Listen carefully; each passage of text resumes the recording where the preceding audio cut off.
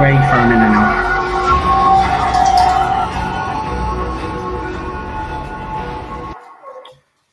Hello, everybody, and welcome back to the Target Zone Live.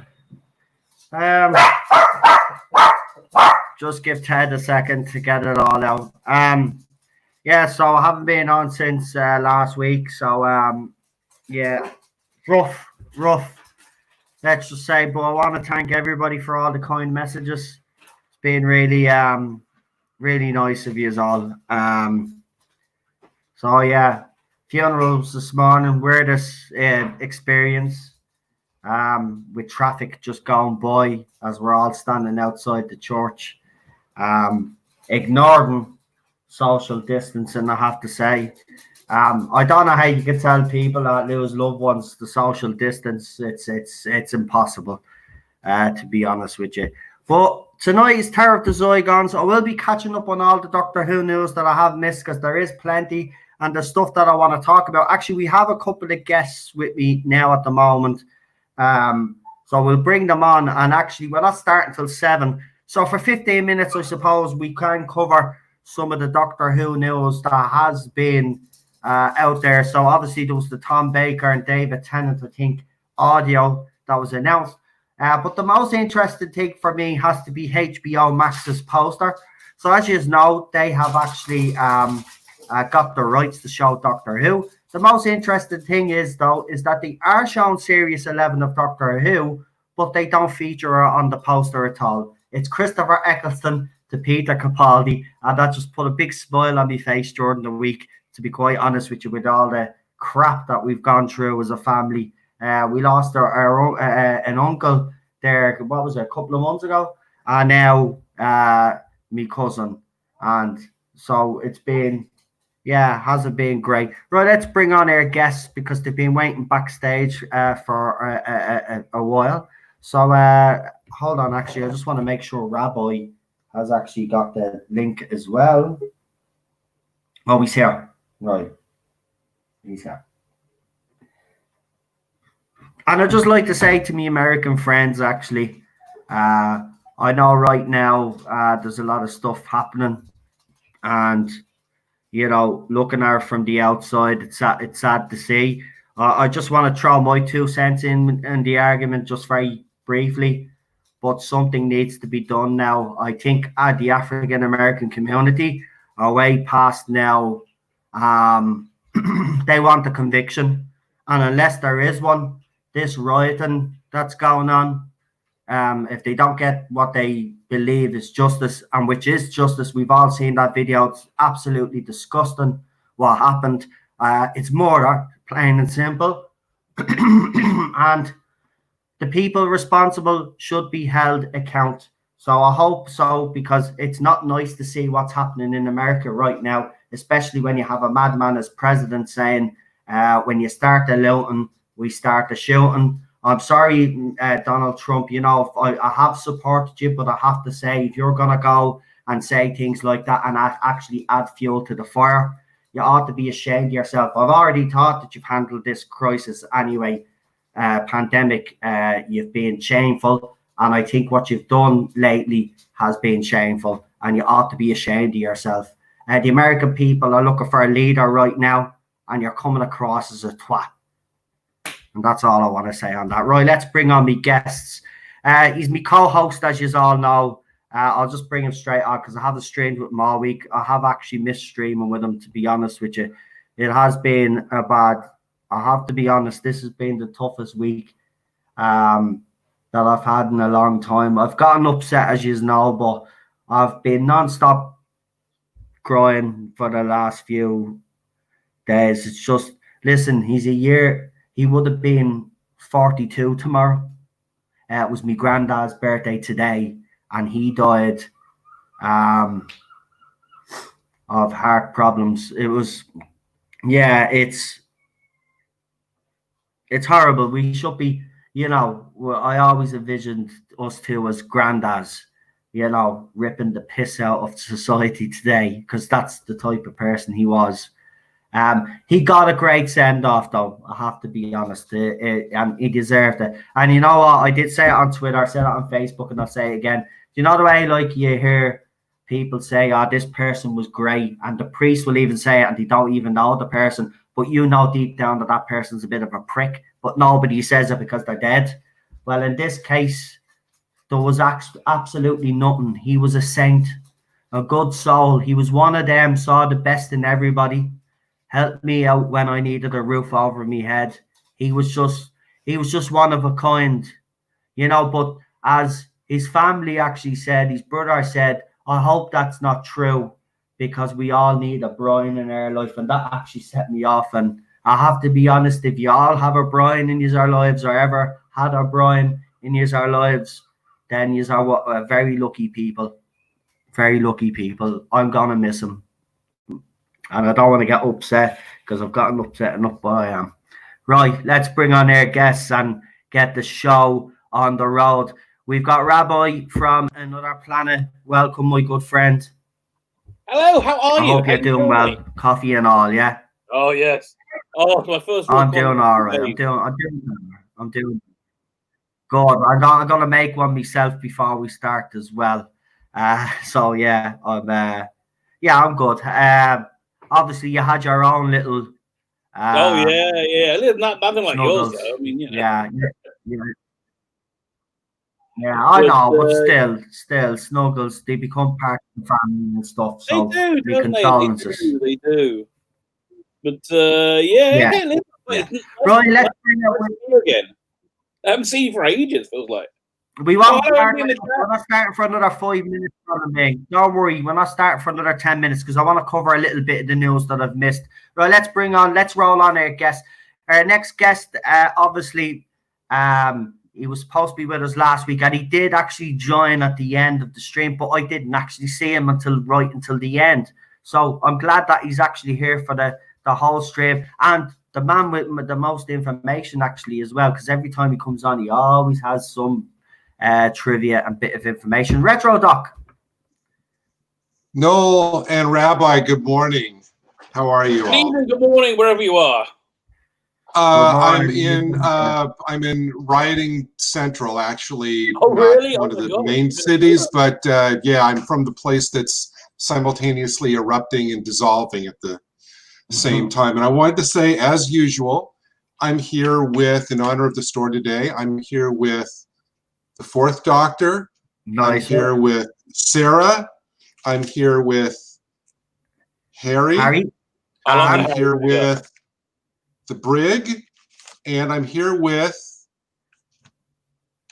the Zygon today. So got a full Zygon. It's so much better than the modern Zygon. With a little control unit there. So yeah, I got the full house, and it articulates and everything. So I'm here with the full house. Right, that's I know. Right, let's bring on.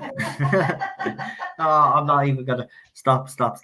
Right, let's bring on our final guest tonight, and one that you are all very familiar of as well. He's become a very good friend of me personally as well, and a friend of this channel. Like to introduce everybody to Ballstreck.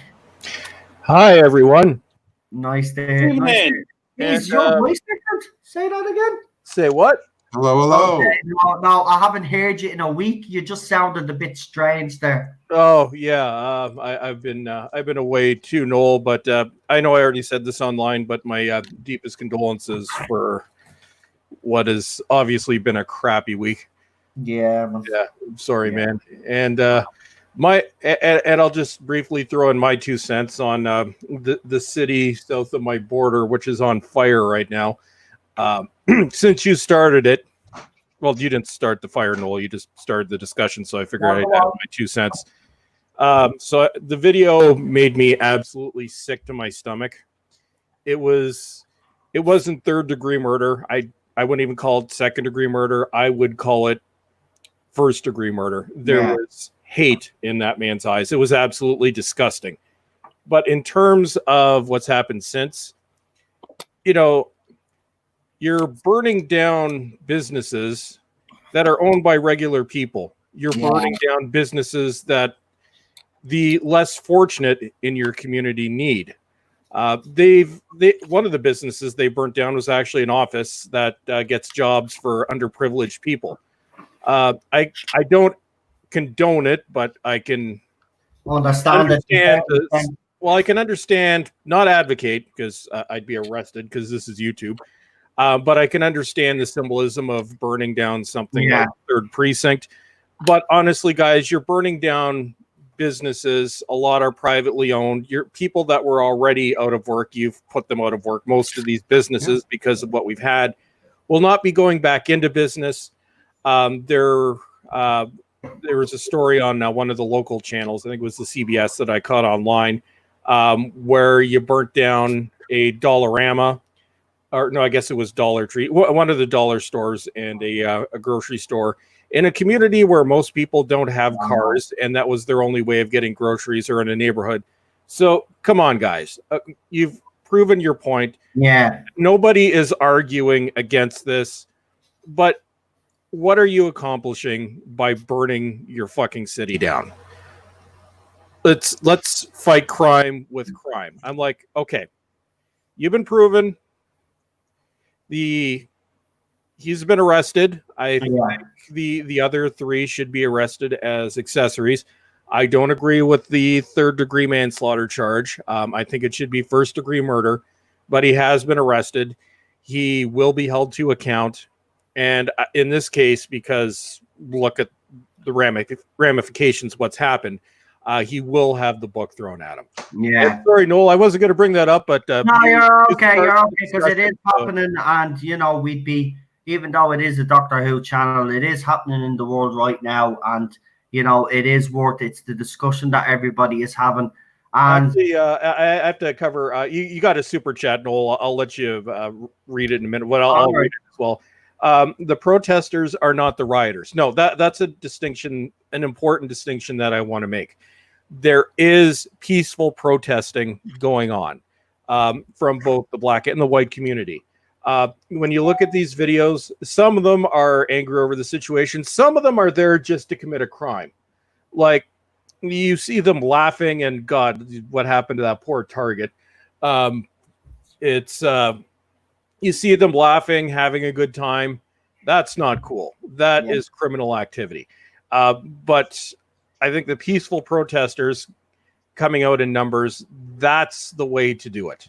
By the way, I just seen a video before we came on Twitter.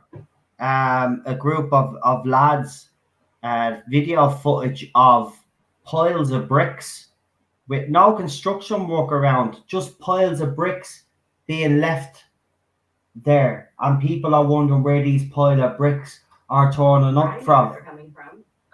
Right? So someone is supplying. They are the well, I think there was an apartment under construction. Hiding. They're the same people that show up in every city that do this. This is a whole different thing. You should probably absolutely. And I do want to add really quick, actually being here and watching it start in Los Angeles last night, that the first couple of nights there was over 170 businesses that were either damaged or completely destroyed.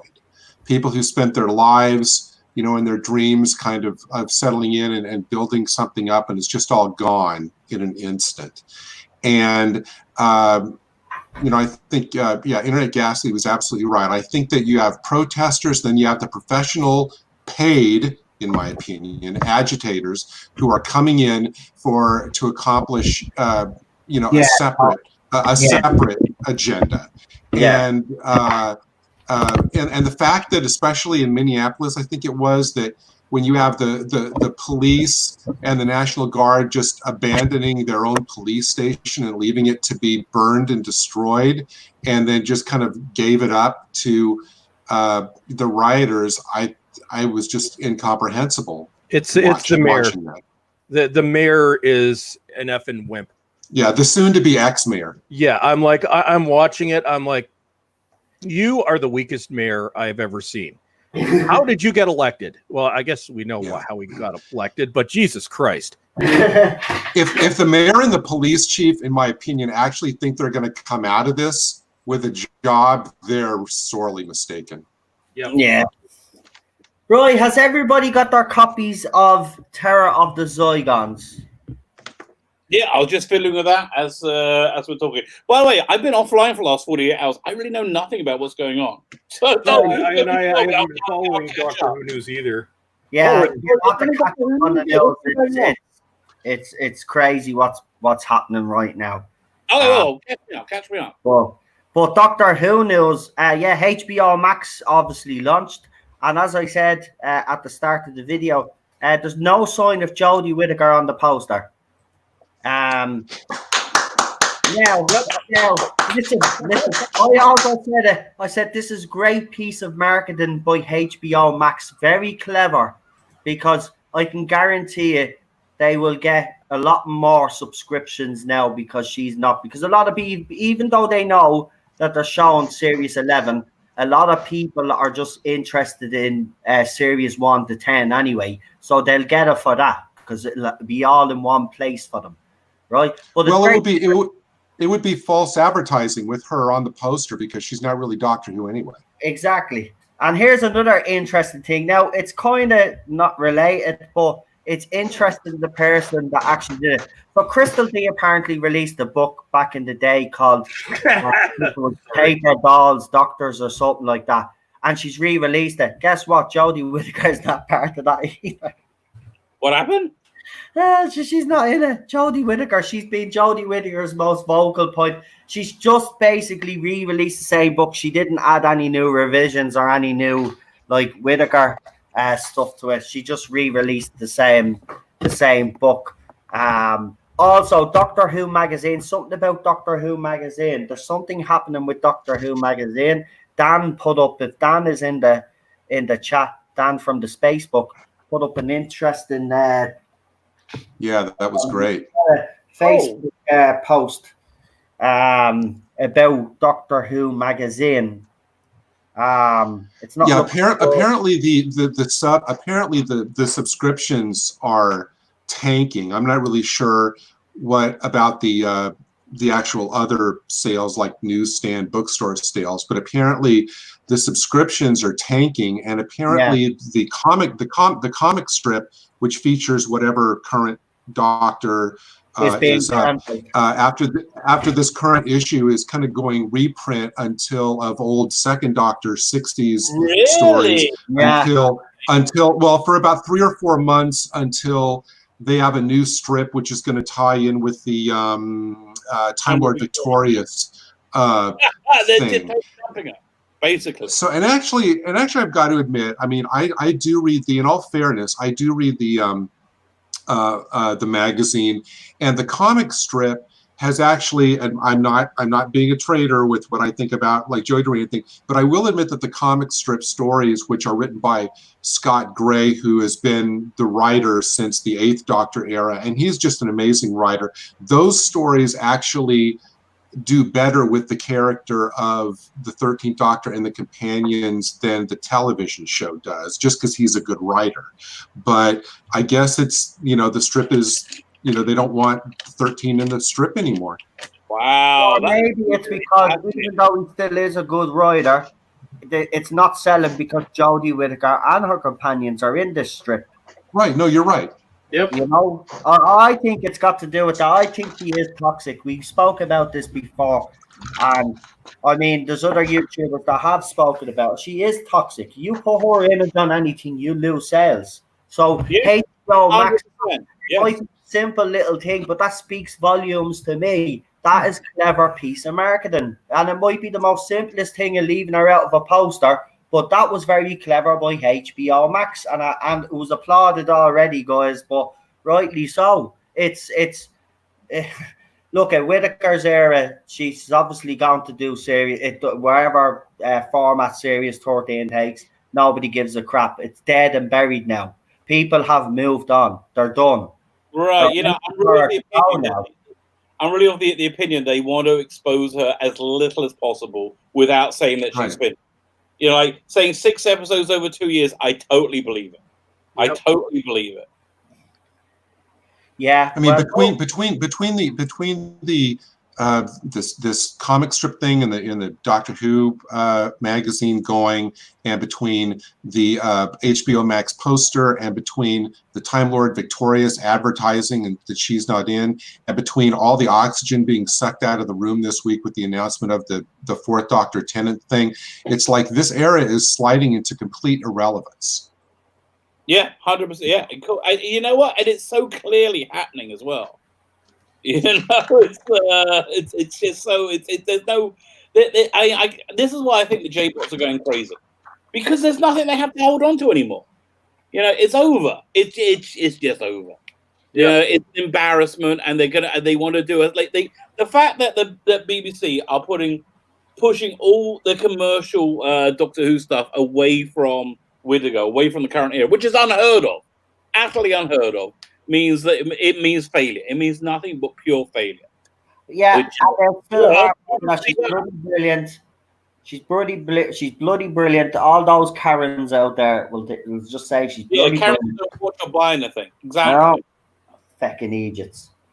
We've been telling them for 2 years it's dead and buried, and now look where you have. But listen, if the blame goes anywhere, guys, we said it all along. It's them idiots that supported this: Chris Chibnall and Jodie Whittaker, Piers Wenger for actually hurting the tweets in the first place. This whole thing has been a shambles. I'm sorry, the experiment with the female doctor has failed. And what did Tom Baker say? If it doesn't work, she needs to go. And that's put it nicely. He put it a different way. If it doesn't work, she gets fired. Simple as that. He's that direct, right? So it hasn't worked. Ratings down, sales down. You look at the merchandise, it's an absolute joke. It's done. It's done. Fans are finished. Listen, I know some people are still excited for Time Lord Victorious, but I have to be honest with you. I'm not. I couldn't care less. Rabbi, do you remember when that announcement came out? You were bubbling with passion, joy, and I even said it to you, and you said, "No, I'm excited." And I even said it to you, "Give it a few weeks, mate. Give it a few weeks, and you won't care. You won't care, because this is what he's done. He has sucked the life out of everything." And once he's still showrunner, and once he's still in there, it doesn't matter what these licenses release. We're not going to buy into it, because we're going to think deep down that he has his stinky paws on it somehow. Do you know what I mean? And that's why I won't support it. I'm sorry, Time Lord Victor. And you know what? This David Tennant and Tom Baker, I know what this is as well. It's another cash grab, and I'm sorry. I'm not falling for it. It's exciting, and it sounds absolutely mind-blowing. But give it a few weeks' time now, and I'll be like, nah, don't really care anymore. This thing than the other thing now, because this thing looks like it's the Time of Victorious is very, very cynically created to appeal to Doctor Who fans who have abandoned the commercial Doctor Who stuff with Chronic. It's designed, and it's very cynically done to do that. However, the David Tennant, Tom Baker stuff, I can see them wanting to do more crowd-pleasing stuff, because they're probably getting a financial hit. Big Finish, I can certainly see that happening. But it seems less cynical to me. It just does. They don't have to ask themselves, though, Rabbi, with the way we've been treated for the last few years, and you're even at the saying it seems like a cynical move. It seems like we are pandering to us a lot more. But we're the ones that they've been screwing around for 2 years. So what? We're going to say, let's forgive everything they've done for 2 years. Okay, you're starting to appeal to it's still a Big Finish or whatever else they do. It's still not the main show. They still haven't addressed their main concerns with the main show. So I don't know. Maybe I'm just different, but I think the way they've treated us over the last few years, I don't think they deserve our support right now. Not right now. No, not until they change the game. I mean, the whole Time of Victoria stuff seems to be a way of having their cake and eating it too. They need us, and they want to keep it. That's why Time of Victoria, and the cake is Jodie Whittaker. Okay, listen. I've been offline for 48 hours, so I had a lot. Can I ask you guys? I want to take a quick poll. I had an idea. I wanted to see if you guys would be for this or anti this. Right. So I'm trying to think of a crowdsourcing thing that would be good for Big Finish. Something that they're not already doing, and something that will work in a crowdsourcing sphere. So I had an idea, and it's for a product that would not be commercially available from them. Remember I've been talking about this for a while. Remember last year the recreation they did for Mission to the Unknown, the episode of Dalek Master Plan without the Doctor. That was fantastic. Yeah. So what if they crowdfunded something doing exactly like that with the Dave Bradley Doctor crew recreating, using the same scripts, trying to recreate it as accurately as possible, like Marco Polo or Dalek Master Plan? Would that be something you'd be for or against? Oh, well, see, I have a thing where the First Doctor shouldn't they shouldn't get anybody to play. Look, David Bradley plays a good William Hartnell, but he doesn't play a very good First Doctor. I'm sorry, I don't think he doesn't convince me enough. It was well, I think part of that was also the story that he had to work with. Yeah, because he has been excellent in pretty much everything I've ever seen him in. So I think with a decent script or an original script, I think he could pull it off. Like Twice Upon a Time, the First Doctor, you can't really blame David Bradley for that. It was, and I think that there was a lot of Chib's influence behind the scenes that wasn't actually credited, because that comes off a lot more as a Chris Chibnall script than it does as a Stephen Moffat or Mark Gatiss script. I hadn't thought about that, but I think you're right. Yeah, because you're right, Ballstrick, because people were saying this was kind of the first time that Moffat had done an episode where there wasn't real danger. There wasn't a threat in this episode. And what series 11 and 12, there wasn't really a serious threat. There never is a serious threat in a Chibnall story. Well, you're probably right. This probably was more influenced by Chibnall, and Moffat just put his bloody name on it, which for whatever reason I do not know, because why would you want to put your name onto that? But I do agree with you. Because it was the end of his run, so for marketing. But you watch that episode, it has Chib's writing style all over it. Yeah. Well, the very existence of that episode is due to Chib stamping his feet and going, "No, I don't want to start with a Christmas episode." Yep. Which is why Moffat had to, extend his run. Yep, exactly. Go Chib. So he did get a Christmas episode behind the scenes where he got to destroy the show. Because until series 11, that was the worst episode I'd ever seen. And then every week, my headcanon for Capaldi's era ends with his first regeneration, like about 2 minutes before the end of The Doctor Falls. Yep. I don't even include Twice Upon a Time. That was his regeneration sequence. Until Chibs threw his little hissy fit, that was that was intended to be the sequence, and I thought it was a great sequence. Yeah, that's why I ended there. Well, let's see. Where are we now? All right. 28 minutes in anyway. I do really quickly, Noel, I do want to say one really great quote. One really great comment in the chat from Face of Bo Andro to tie in back to what we were talking about Jodie Whittaker and everything earlier. He says, here in Canada, they are showing the entire reboot. I assume that means series 11 and 12. Yet, the synopsis on the main Doctor Who page says the Doctor and his companions. Is that on? That's great. Is that on Crave? That's just a comment. That was the comment that Faceabo Andrew put in the comment. I assume that means maybe on the there on the website description for the broadcast. But of course, once again, it's like just they're pretending that they'll broadcast her, but other than that, pretend she doesn't exist. That's exactly right. Exactly what's happening right now. Although they do, I'm looking at Crave right now. Although the picture is the 13th Doctor. Or maybe actually Faceabo Andrew just put in, he says, yes, Crave TV, which is linked to HBO. So it's you have to get a separate subscription. I have Crave. It's the world's worst streaming service. It's $7.20 if you're lucky. Max streaming quality. Yeah, and you have to subscribe to this, and then you have to subscribe to HBO to get HBO Max, which means I would have to subscribe to HBO Max if I wanted to watch this garbage on here. I mean, any upcoming garbage, although right now it's still available for free. Well, Well- listen, I think enough of talking about terrible Doctor Who. Why don't we talk about fantastic Doctor Who? Yeah, we have Terror of the Zygons to watch. Yes, and That's right. trivia. This was the last DVD release of the regular range until the Underwater Menace finally reared its head 3 years later.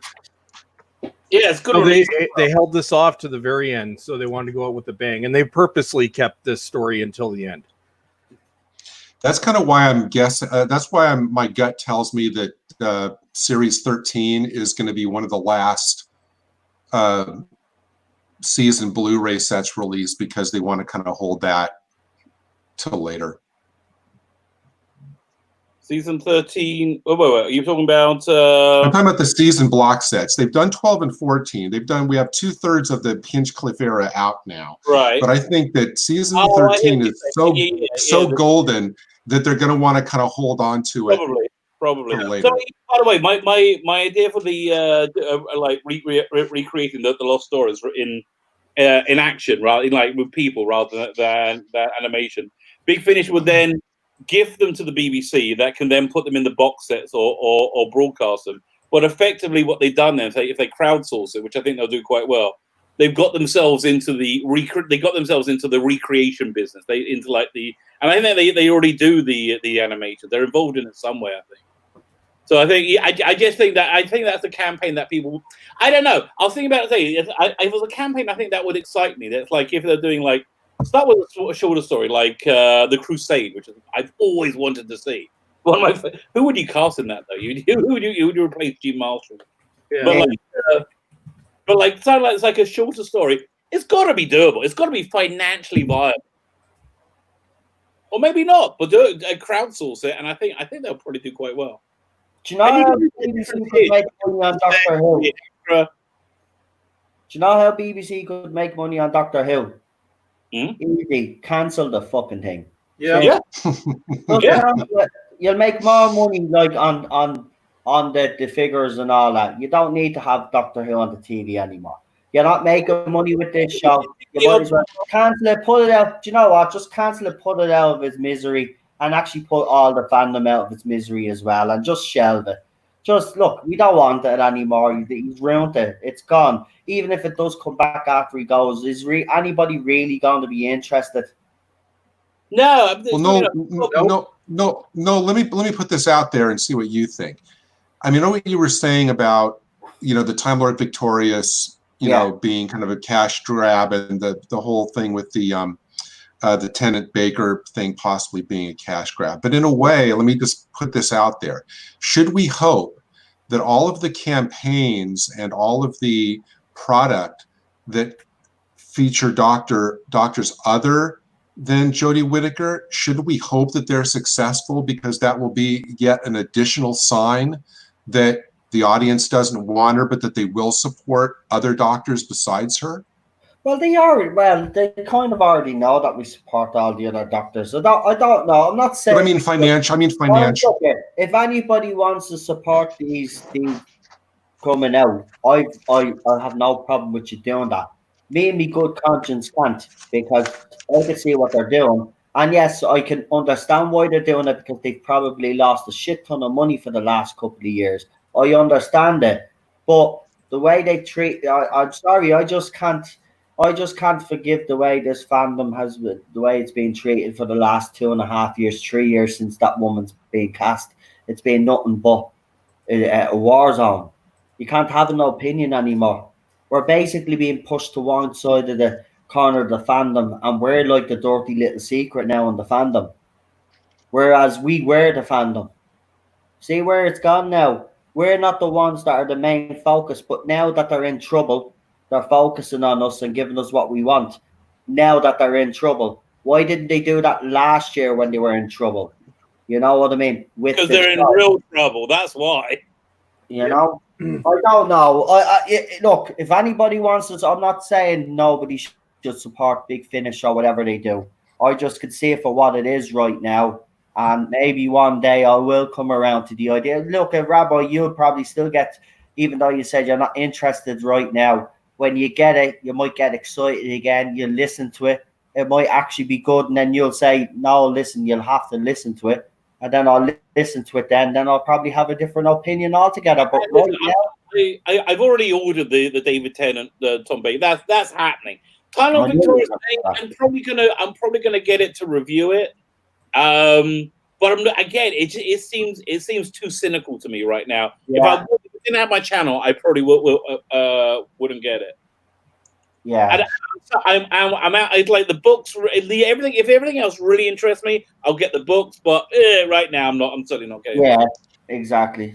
Right. Problem being, one last thing. Problem being has a great quote in the chat just now. It says they go on and on about how Timeless Children finally makes canon make sense, and then when they didn't wash, they say canon doesn't matter. So there you go. Yeah, exactly. And that's the hypocrisy of that side, and it'll always be like that. As I've said, most of those people in the fandom now are all little insecure idiots. They actually need a hug, probably. Or they probably just need to get a life and actually experience life and actually enjoy life instead of being cynical and bitter and try to enforce their ideology on the rest of us just because they're not confident within themselves to make changes within themselves. They want us to change. Well, do you know what I say?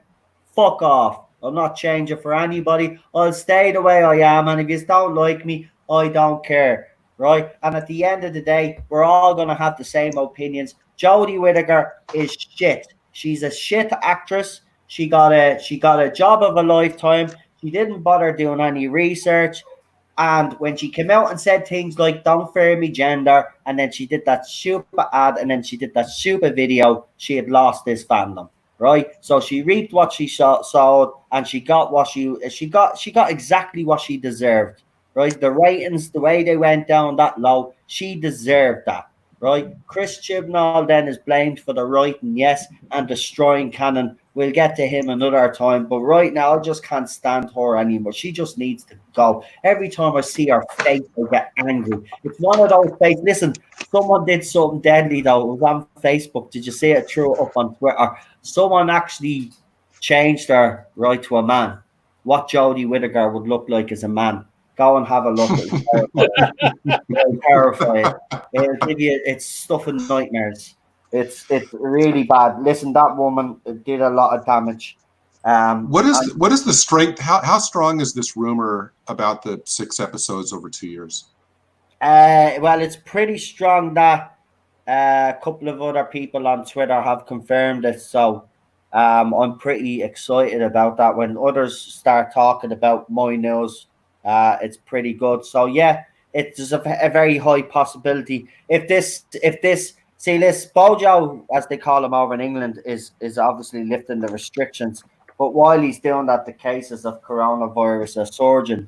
So trust me, England's going to be locking down again. Doctor Who is not going to start filming in September. We're already in May. They're not going to get to September and to be able to film. So the format is probably going to change as well. But the thing, I don't like the fact, and I know you're okay with it, Rabbi, because it kind of phases her out. But I'm not okay waiting 2 years to get rid of her. I'm not okay with it. Are you crazy? I mean, at the end of the day, I think that makes it better than I'm doing another 13 episode season of this cross or 10 episodes. I get it, but I'm just thinking.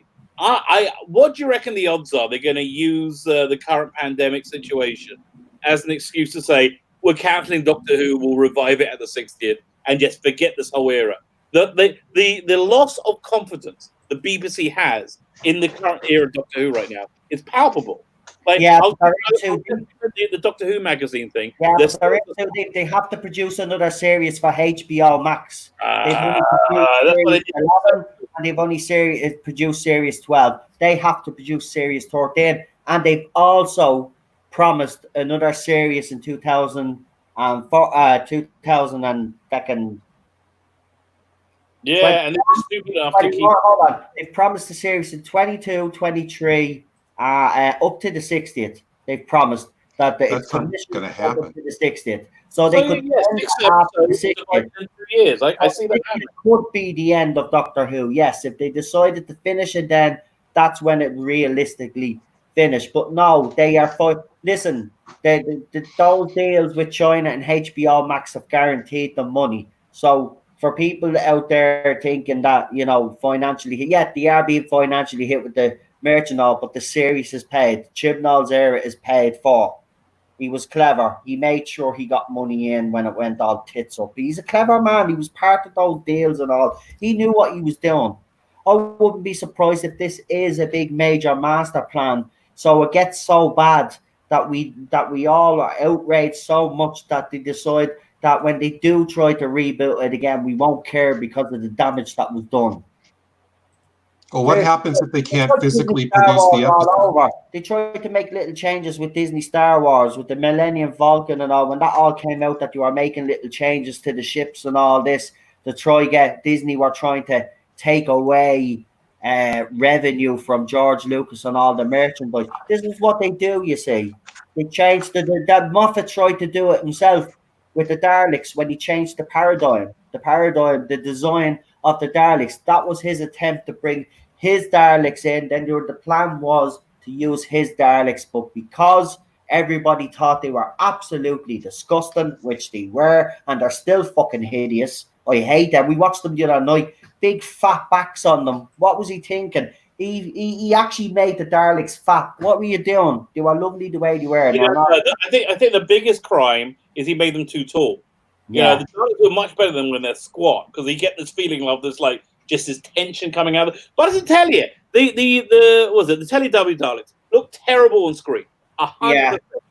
But in the design work I saw, I was like, oh, that looks pretty cool. And the comic book, that looks good. As a toy, they look good. Everything apart from actually being Daleks on the screen. show. Yeah. They were terrible. Yeah. Right, let's start this Terror of the Zygons, because listen, we've been chatting for 42 minutes, and people joining here will probably think when Terror of the Zygons starts. So, anybody that is 42 minutes in, sorry, but we did have a lot of news to catch up on. So we're going to start now. Rabbi is going to do his countdown, and we give it 2 minutes. Has everybody got their copies ready?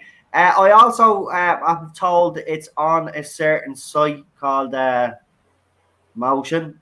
Whoa, you put a different word in front of it. So if you just want to go and have a look for the episode there, you can join us then. You won't have to feel left out. Oh, but I just want to tell everyone there's real craziness going on in my house right now. They're starting all these. I'm starting renovations tomorrow. I got this. They're ripping up all my floors on my main floor. Anyway, there's going to be people moving stuff around. If I mute my mic, that's why. So it doesn't bleed in. Oh, you mean to tell me you have workers there right now? No. Well, I got my kids here right now that are going to moving stuff, but the workers coming 7 o'clock in the morning. I'm out my bedroom for at least a week. And then they're going to rip up my floors on the entire. It's insurance claim. Wow. We've got so much stuff happening. It's be about 6 weeks. Again, if I mute my mic, that's why.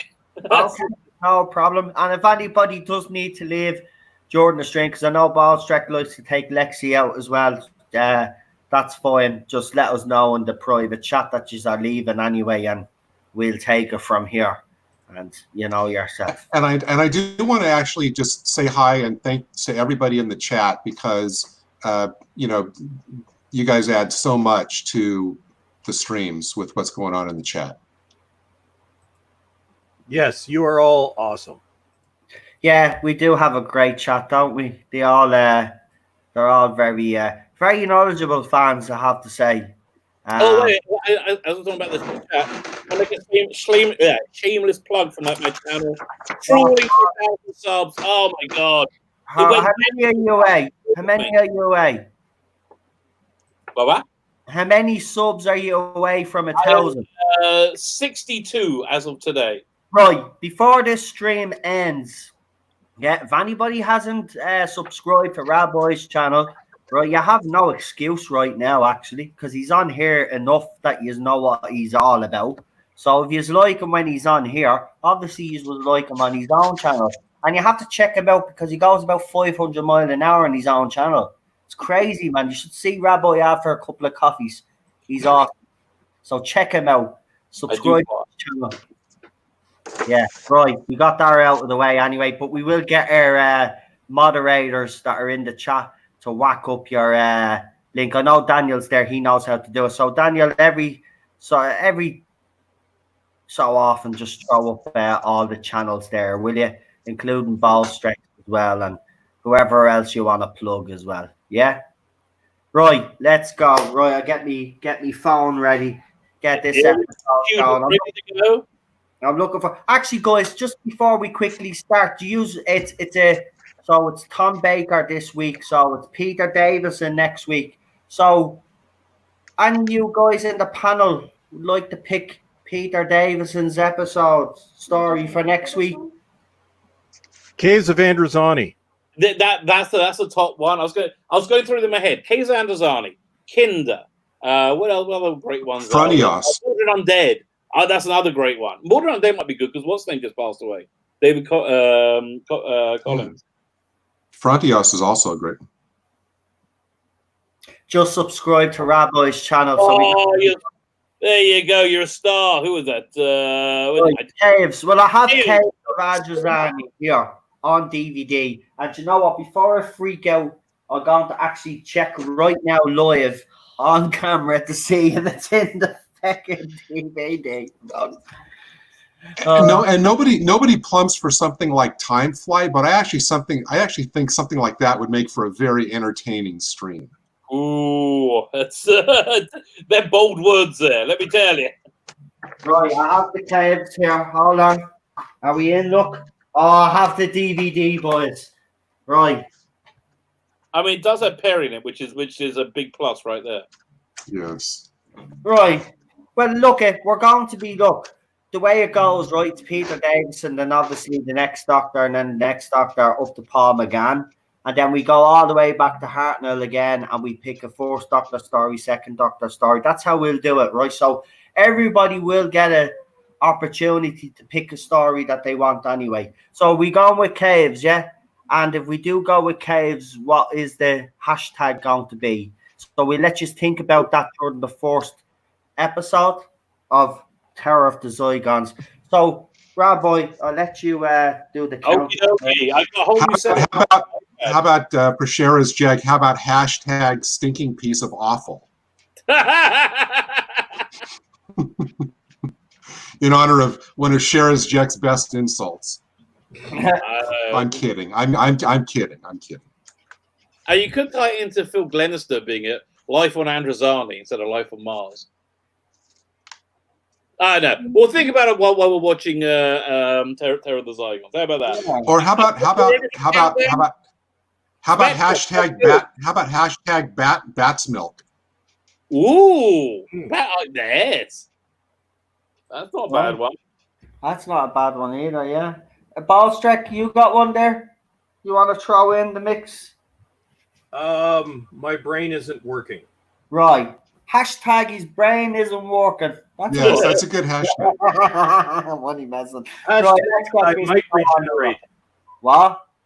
Hashtag I might regenerate. Hashtag Feels different this time. Yes. Change, my dear. Ooh, yeah, that'd be more Twin Dilemma. Yeah, that's a good one. No.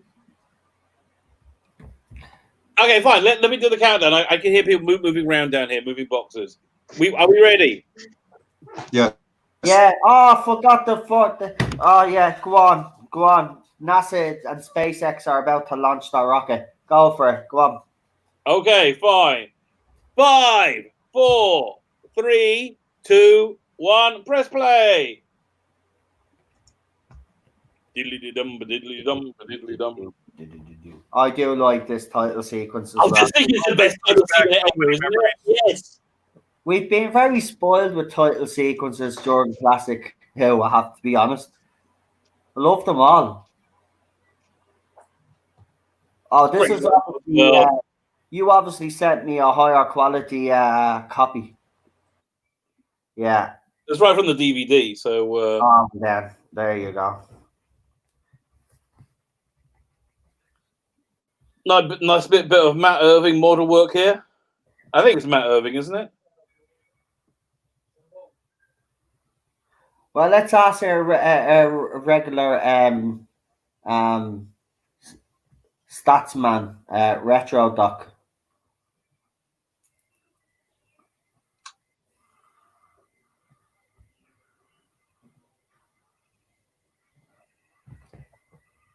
That sounds like a Scarrison a control signal to me. Don't know about you. Mm-hmm.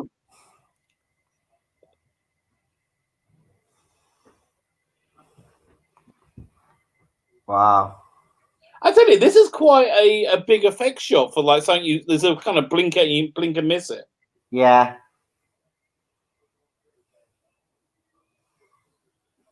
Wow, look at what they slowed down the water. They did this on high speed. They must have put some money into this. It's actually very good, isn't it? Yeah, look at that model work. For its day. I'm telling you. It's not bad for its day. So this was supposed to be the final story of season 12, which is actually kind of a similar model to who was it? The first season, Russell Davis' first season.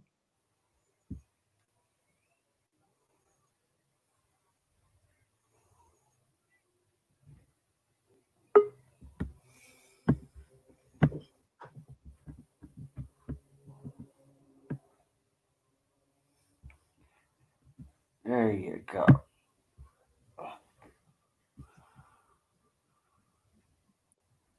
Yeah, in Martin's last story, I guess that they really only brought him in because they thought they didn't know if they're going to get an older doctor, so he wouldn't be able to do the physical stuff. But Yeah. that just appeared not to be the case. So this is the swan song.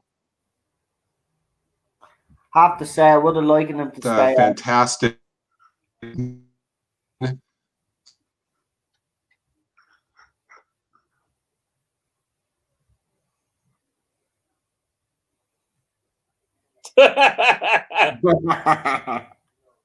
That is a great line. Oh.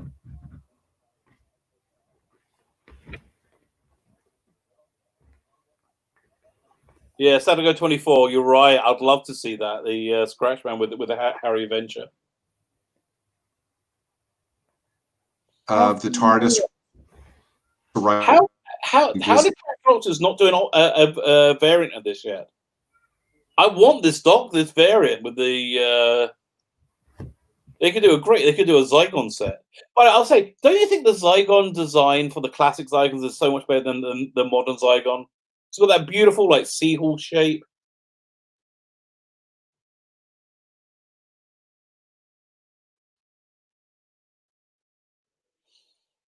I love Sarah Jane wearing his hat in the background, and Harry wearing his scarf. Look that great.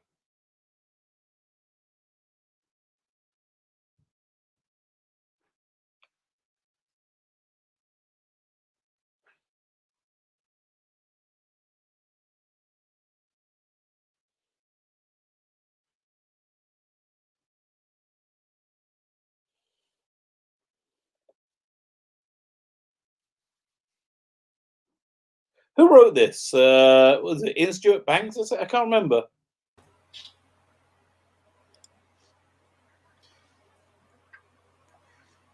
This would be our grand farewell to the Brigadier. Is he in this?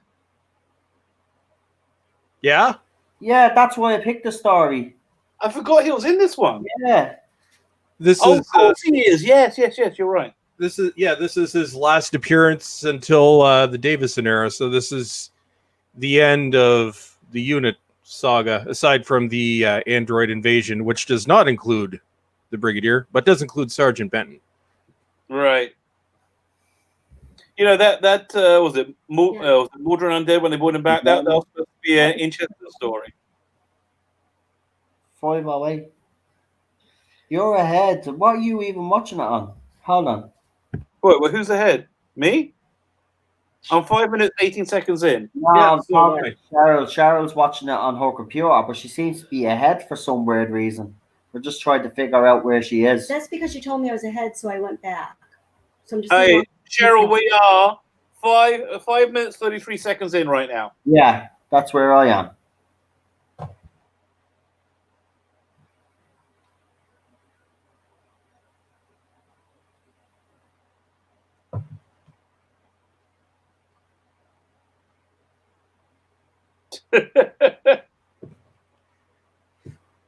I don't think that coat would be appreciated in 2020. No.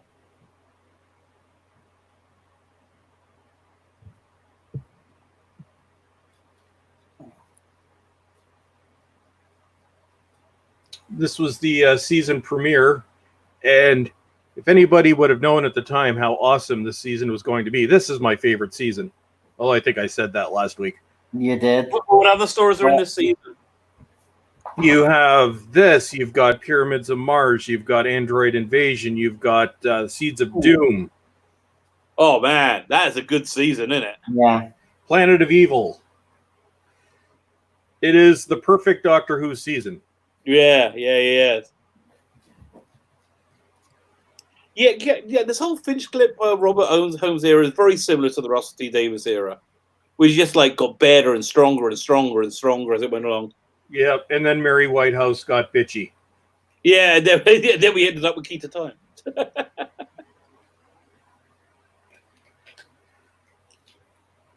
Well, Philip Hinchcliffe and Graham Williams actually switched shows. I think Graham Williams was on, Casualty, was it? Or something. Really? Well, whatever the show was. Actually, I'm going to look that up. But the BBC switched producers. Let's see.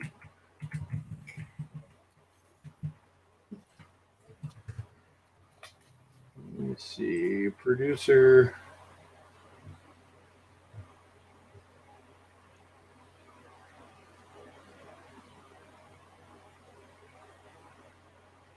Or no, I believe it was Z-Cars. Wow. Cars.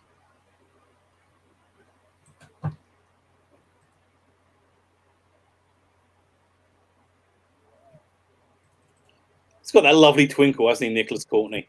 Yeah. He really did have fun on this show, didn't he? Yeah.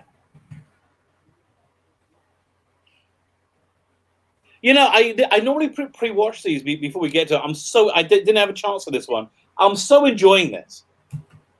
I love the way they're building up the plot and everything. It's just like teasing things out.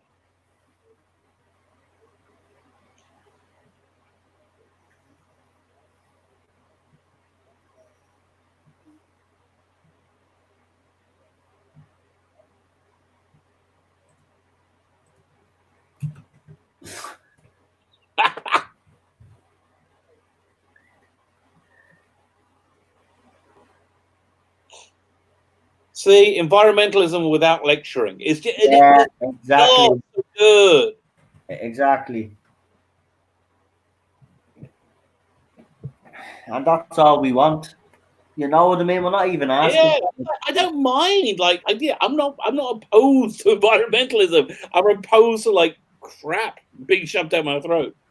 You can fix planets or you can wreck them. Oh God, I hate that.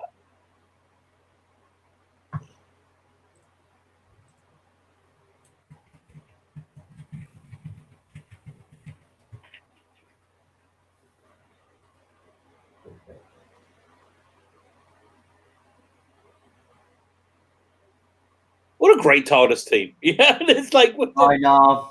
It is. It's such a. Yeah, and then you look at what we've got now. Yeah. Yeah. I'd never to see those oil rigs. I even see one out in sea, and I do be terrified looking at them. They're like, they are scary, aren't they? Yeah, they just don't look stable to me.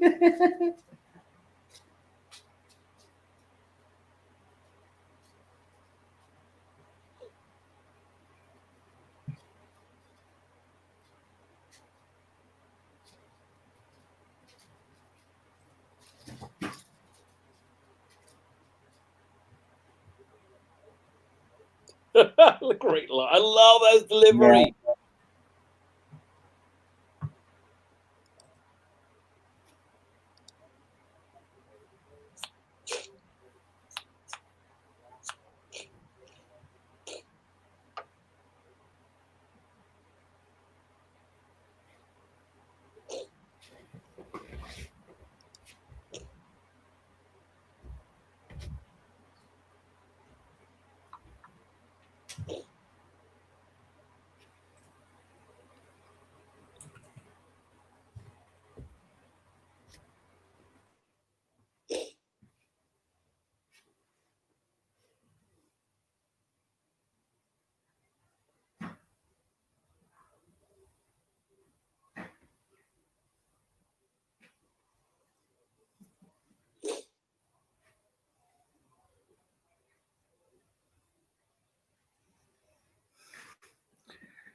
We seem to have lost Gary again. Right, is it Julian Sherwood and Colin P. Smith? I think you're ahead of us because I haven't seen a Zygon yet. Oh, there we go, Zygon Cam. Yeah, me and you, Rabbi, are at sync. We're exactly at the same point.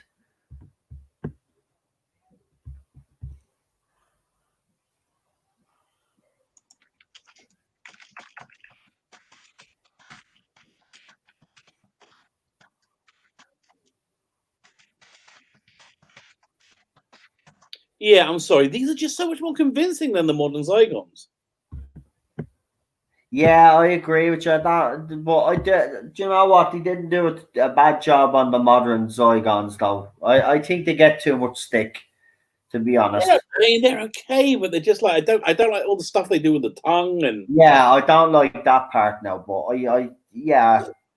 You look at the practical is always gonna, for us, especially as classic Who fans, we're always gonna gravitate towards that. To be honest, you know, I mean, look at some of the Cybermen costumes; like they are totally ridiculous, but we love them. Well, I look at World Enough in Time, the originals, the Mondosian Cybermen costume. Yeah, Realize so well. they're the scare. I think they're the scariest. Right. I just love them Cybermen. I'd love them to be them to feature a lot more. To be quite honest with you, but yeah, not now.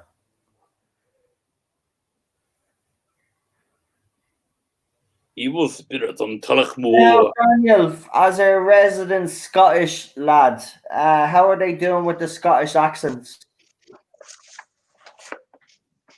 Are they actually Scottish, or were the English trying to be Scottish?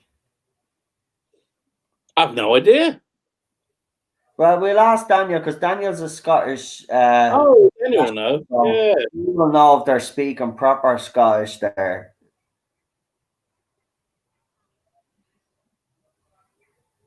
You know, I hadn't really noticed the soundtrack either. This is Dudley Simpson, right? Yeah, It's a really good score. It's a really good score.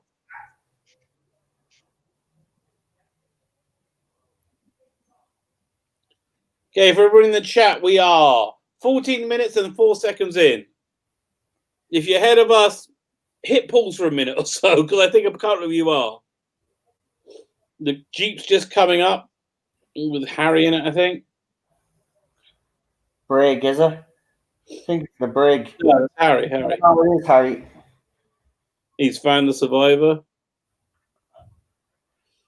The music is fantastic. I agree with your face of Bo Andrew.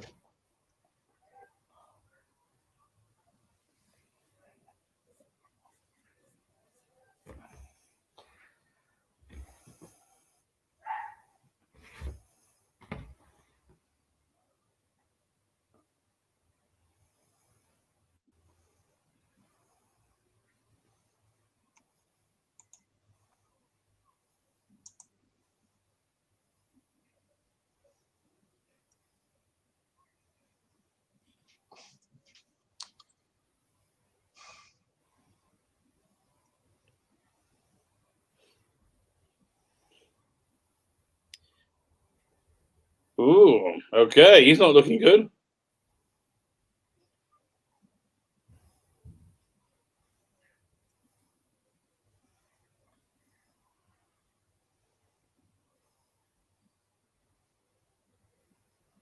So Harry Sullivan's just been grazed by a bullet by the looks of it. Yeah.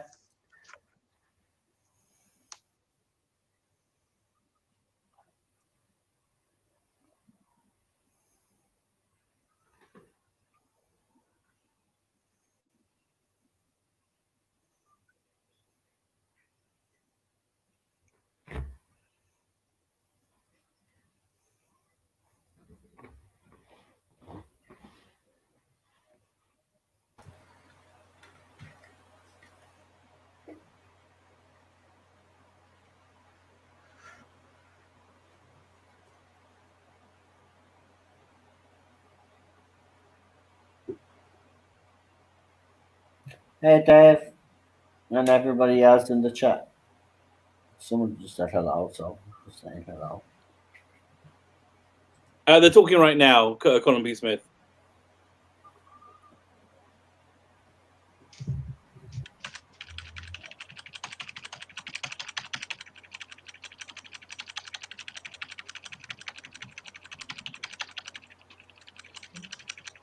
So in modern Who, I think Zygons like manipulating their controls is they're kind of like erogenous zones, aren't they? That's how they get the shit to work. I believe John Levine said they actually referred to it as breast fondling or something like that on set. And while they were doing the scenes, nobody could keep a straight face. Yeah, I'm just glad they didn't have Alpha Centauri in it as well. Apparently, there must be different copies of this because there's people watching it and they're at different scenes to us, but they've started it at the same time, so there must be different cuts to this. So this cut is about 23 minutes long. My cut is 21:44. Oh, so we must have a bit of extra stuff in it. I think we're watching the one with extra stuff, yeah, because Yeah. even Cheryl, 45. Yeah, I'm missing stuff. even Cheryl, That wasn't in the original release. No, This is I'm watching the only Region 1 release. that doesn't matter. You know it's ground. Being destroyed. In the missing scene, they arrive and the TARDIS is And invisible. Harry got shot in the head. Yeah, I know. All right, so you seen that part? Oh, well, then you've nearly caught up. Then you're grand. Yeah, but I missed 4 whole minutes while you kept telling me to rewind. All right, well, I didn't know you had a different cut. We're only at the feet realizing now.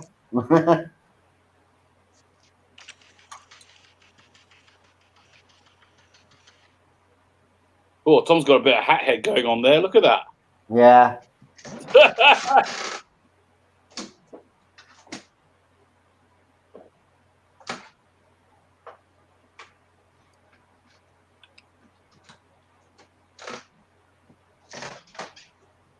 Yeah, if you're at the teeth scene, you're watching the what is apparently edited version. Wow. Yeah, this is kind of a big deal when they put this back in for the DVD release. I feel great that me and Rabbi have a great version. Woohoo! Gonna pull up the restoration team article on this and see if it says anything about that. Why not? Yeah, on the Wikipedia it says the runtime for the episode 1 is 21:41, but my one was 23 something. It's got an extra 2 minutes in it. I do kind of remember them reinstating a scene when they released the DVD. Well, then that's the copy we got, Right. which is good. And I have to say, the clarity is brilliant. Yeah. Do you know what? I would have, as I was going to say, and then Ballstreck was telling us that he's going to check that up, which is great. But I have to say, I'm kind of, I kind of have some, I regret that we never got to see a lot more of the Brigadier with Tom Baker. Yeah. Because I think they worked very well together, to be honest with you. Right. Yeah, so there is a missing scene.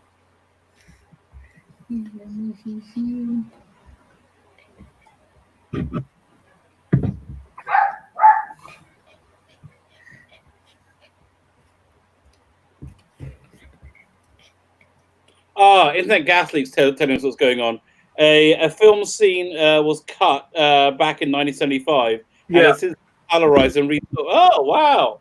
Well, then why isn't it on the R1 release? It was released simultaneously with Region 2. Wow. See that? You only learn that's oh, Cheryl's laughing at something. Oh, she's finished her episode. Oh, wait. I think there's 2 versions of it on this disc. So you put the wrong one on. I'm just going to take a look at the extras. Okay. Right. Well, me and Rabbi are on Features. 21. Yeah. Okay. So now. everybody, if you're watching the Region 1, there was an episode 1 director's cut, which is available as an extra, which I may have known that. I don't think I've watched this DVD since it came out. But yeah, so there's a director's cut. If you just play the regular episodes, it goes to the edited. So that explains it. Tom Baker's on the phone right now. The nurse just said, "Hey, you're gonna be very well looked after." Yes. Oh, in Region 1 land, we're done. I'm looking at the menu. Evidently that. I kind of get the feeling the Zygons are about to turn up. Yeah, I'm hearing this control sound. Yeah, same here. We're on the same. We started at the same time. This is deadly. Oh, let's see. This is where Cheryl obviously laughed, so I have to see this happening. Oh no! This is a great cliffhanger. Oh, that's why you laughed. That's freaking terrifying. Yeah, that's one of the best cliffhangers from Classic Who. Yeah. The build I mean, like, that thing looks terrifying. Oh, that was brilliant. Unlike the worst cliffhangers in Doctor Who history were Colin Baker's first 2 seasons, where it was 2 episodes originally, and they decided to chop it up into 4, and they're just random cliffhangers. And I did not know that when I saw them originally that they were originally 2 parts instead of 4. And I just said, man, they've just stopped trying with these cliffhangers. Okay, the worst cliffhanger, Greatest Show in the Galaxy, episode 1, where the chief clown comes out and just like goes, "Hey, come in." I'm like, that'll be intimidating if you showed him to be a scary guy. But nothing really, it was just kind of like, really? We need to end this somewhere, so we'll end it there. Okay, yes, it could go to it. Okay, we want to take a break or go straight into episode 2? What's everybody say? I say go straight into episode 2. Hey, Noah's on. Hey, no, you up for that? Shall we do the countdown? I'm ready. I have it ready and all to go. All I just need you to do is say those magic numbers. Oh, okay, 1 sec. I'm trying to. Wait, Cheryl is getting her. 1 second. One Yeah, second. Cheryl wants a second. ready. You ready? Yeah. Right, we're all ready. So when you say 5, 4, 3, 2. Hang on, I'm trying to. This is totally not working. How many minutes is yours? 25. 25:12? Yeah. Yeah, it's only episode 1 that has 2 cuts. Yeah, Right. everything else is going to be the same. Right, so Just- we're all going to be at the same time this time. Yeah, I'm just. I had to reboot the restart the app. You're grand. Now we've lost Gary again. Gary's signal or something, or wherever he is, or the device he's using seems Oh, to be. Isn't he in Minnesota? Isn't there like flames going around his internet? Yeah, he's in California. No, so he's in LA. Oh, he's in LA, so there might be a bit of internet disruption, but we will try get him back as soon as possible. Okay, I'm all ready to go. Right. Go Okay, ready? Get your fingers on your play buttons. 5, 4, 3, 2, 1, go. I love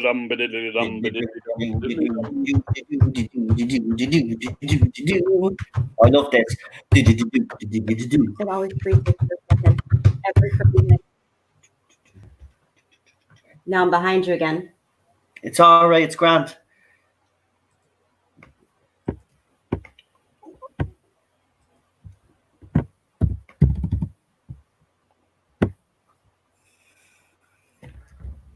Fixed.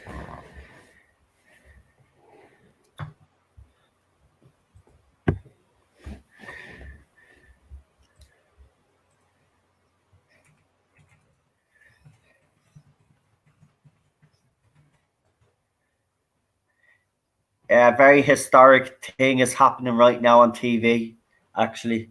Just to let you know, Kennedy Space Center, the first time that astronauts are going to leave US soil for 9 years on SpaceX NASA mission. Just thought I'd let you know. It's a bit of excitement there.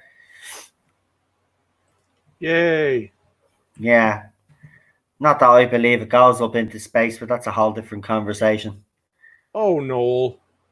Here, have you theorist? have you seen those new space astronauts? Or have you seen the new Their new It was created by a Hollywood costume designer. yeah, their spacesuits. Yeah, they look like a cross between 1950s, 60s. Yeah, they're not as chunky. Well, this But, is basically the Tesla spacecraft. Yeah. It looks very, very phallic, like very phallic. Yes, it does, and it's about to launch in 22 minutes. Which we have it on there in the background, but it's the first time the Americans have launched astronauts into space in 9 years, since obviously they shut down the shuttle program. So it is a bit of excitement, but Who Yeah. remembers watching the Challenger as it happened? I do. Yeah. I saw it. Yeah. yeah, I do. Yeah, I was a kid, but I remember the impact it had. It was I saw it in my grade 2 I've never watched another one. classroom. have you know? No. Oh, Cheryl said she's never watched another launch since then. So is this the first launch you're going to see since then? If I watch it, I don't know. All right, maybe Challenger destroyed me. maybe you should knock it off. You They're know, not even launching for 20 minutes. it doesn't matter. Right, we want to wish them luck. I'm You watching know. this. Yeah, which Can you stop talking to me now? Yes, God. but actually, have you any thoughts? I want to watch the Yeah. Zygons. Fine, but you're at the being watching. Have you any opinions of what you've watched so far? Yes, why does everyone shittily fall down a hill? Oh, okay. Oh, that'll be episode 3. It's like a requirement. Yeah, it must be. I mean, Susan was worse. Caroline Ford was worse. You should see both One all of my of favorite Tom Baker moments coming up now when he does the meditation to stay alive. Yeah. Absolutely one of my favorite Tom Baker scenes of all time. So, Bolstrick, opinions on the new Who Zygons compared to the classic Zygons. Rabbi, obviously, and myself prefer the classic version. I said the new Who version's not that bad. Obviously, the tongue licking crap is a bit. I prefer the classic. Yeah. New Zygons is associated with the worst season of real Doctor Who. Yeah. Had we seen Zygons in New Who before the 50th? Because I think that would have been the first time I would have seen them. Yeah, that was the first time you seen them. Yeah. Poor Harry gets cut out in this episode. Written out. Harry was never supposed to be there. They thought they were going to cast an older Doctor, so that's why they brought in Harry, kind of like the new Jamie. And then they cast Tom Baker, and Harry didn't have a purpose after that. But could they have not fit him in? Could they have not fit him in? Because I liked Harry. I mean, I liked him, and it's too bad Ian Marter passed away very young as well, who wrote some Doctor Who books. Although I think that the best Doctor Companion team was just Tom Baker and Elizabeth Sladen. They were a good complement to each other. Yeah. I like the mix of Harry as well. Yeah. But I do agree with you. I think, the Doctor and Sarah Jane are probably like those two by themselves. Mix that we look at. And the closest I think we've ever gotten to that kind of relationship has been David Tennant and Catherine Tate. Yeah. Mm. And when you do that, it works. I mean, look, you don't need. It proves that you don't actually need a young female companion either, though. This is a myth. You don't need a young female companion either. It can work with an older companion. I think it worked better. Yeah.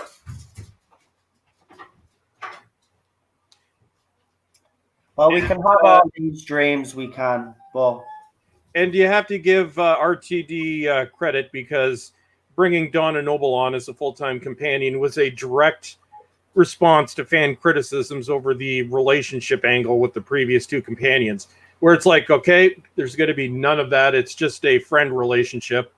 And, they make that clear in the first episode. You're not line. I just meeting with me, sweetheart. no,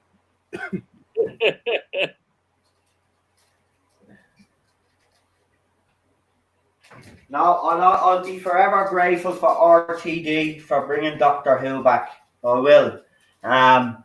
It's just such a shame that in such a short space of time, which it is, that it's fallen so fast. Internet Gas Leak seasons 21 to 26 were mostly bad. I like season 25 a lot. 26 is brilliant. 25 is half good, half kind of cheesy. 24 was the worst thing to rear its head since the rainbow-haired Karen. Season, I like season 22, although a lot of people don't. But season 21, that's Caves of Androzani. That's an amazing season. Although it does finish off with the twin dilemma, so that I guess it kind of balances it out.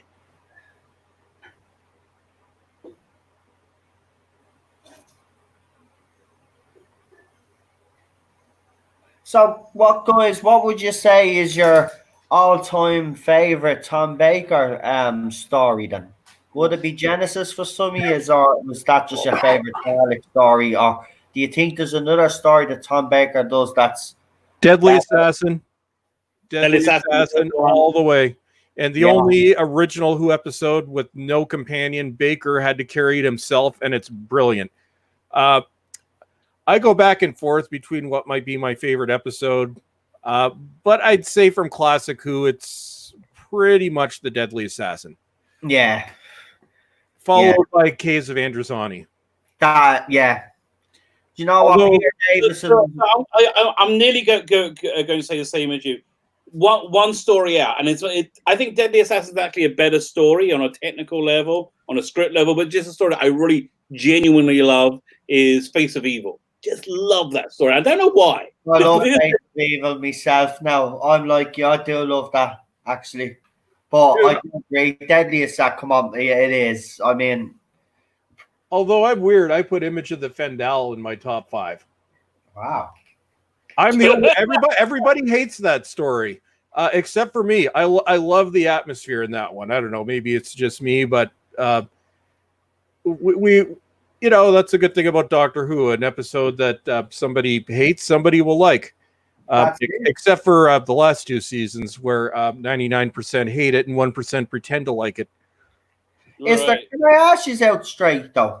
Is there any episode? Now, be honest here. Is there any episode in the 2 current eras that you like at all? No. Hate every one of them. Right. Well, there's only 21 episodes. That's never happened before. Obviously, this is the first time. You guys have hated acting as much as this. Listen, it's the same as Star Trek Discovery. It's just so bad. Yeah, there's no good to be found. More for the first 10 episodes than this one. So there's no redeeming factors to Series 11 or 12 whatsoever. No. Right. The woman who fell to Earth tricked us all briefly. Yeah, it did trick you. Because we thought the acting was post-regenerative psychosis, and then we found out. You know what? I think that pisses you off more than that else is the fact that episode kind of did trick you a little bit. Right. Well, it's because unlike what people say, I approached it with an open mind. Yeah. There is a video that I never uploaded for copyright reasons. Right. But maybe I might put it on the second channel just for the hell of it. But no, my friend Tony and we watched it live and recorded the whole thing. I still have that. Even if you can't put that up, you have to try find a way of sending that to us because I have to watch that. It's actually, we're on camera back then because that was before I was just a voice. Yeah. But we just watched the episode. Had the camera pointed at us. There's 2. Had the audio recorded on the Eddie mic and from the camera. But in the end, just decided not to upload it because of copyright. Because you can hear the whole episode in the background. Oh. Yeah, you're not going to be able to take that out. I would rather bleach. What did Daniel say? Because I like what he says. I would rather drink bleach than rewatch any of Imposter Who. Don't go that far. And I'm glad you're coming back to YouTube, even if it is for a brief time. But I just like to add, and I've said this before, nobody should be hounded or bullied off YouTube. And those people, if you were hacked, which I'm starting to think you weren't, Daniel, to be honest with you, I think it's just because YouTube is acting dodgy. But I wouldn't be getting disheartened. Listen, You did something that I didn't even do. You managed to bag a great interview in the first couple of weeks of your channel up and running. I didn't even do that. You were with me from the beginning. You seen how hard it was for me to get this channel up. You were able to do it like that. You've gotten to 100 subscribers faster than I did. So there's obviously people out there that love listening to you. Yep. So I would not be giving up, and you have our support always. Yep. Never give up, Daniel. And it's not about who watches it. It's about whether or not you enjoy it. Exactly, and he does enjoy it. That's the thing, Ballstreck, because he says it does. It's something that he wanted to do, and all he needed was a bit of encouragement, and I did. I encouraged that because when he came on these streams, I could hear it in his voice. He had a lot to say, and I said, Yeah. "You need to set up your own YouTube channel." Yeah, and I'm glad he did. So don't give up, man. I've been doing this for 13 years. The first 10, maybe 100 or so people were watching it. So yeah, if you love it, don't even pay attention to the numbers. Just do it because you enjoy it. exactly. It's not about chasing all that. You know what I mean? It's about the content that you put out there, and if it puts a smile on your face. And listen, you obviously have an audience, so you know your voice is important because you have a different opinion. You have independent thought. These people don't want people like you on YouTube or Ballstreck or me or Rabbi.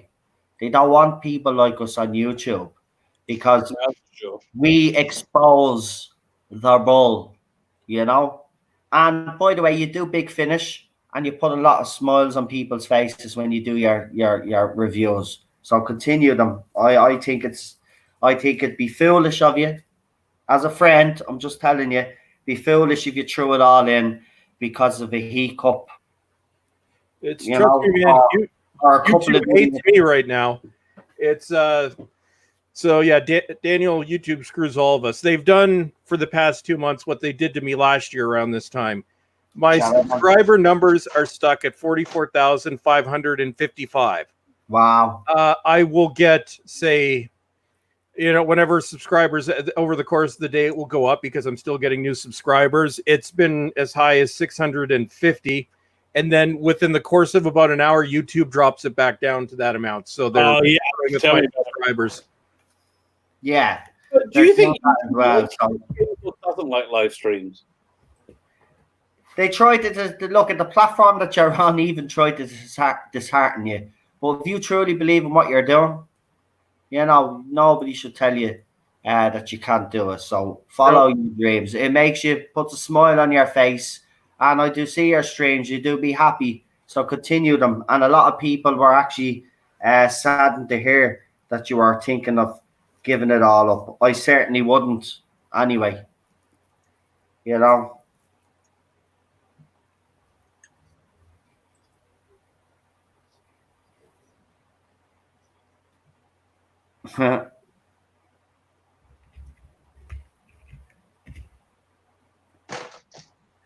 The doctor asked me to collect it. He's not very good at impersonating Harry, is he? Yeah.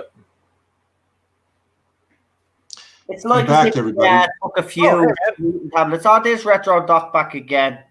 Yes, I had to shut down and reboot, but I'm back. Thank you. Right. Good man.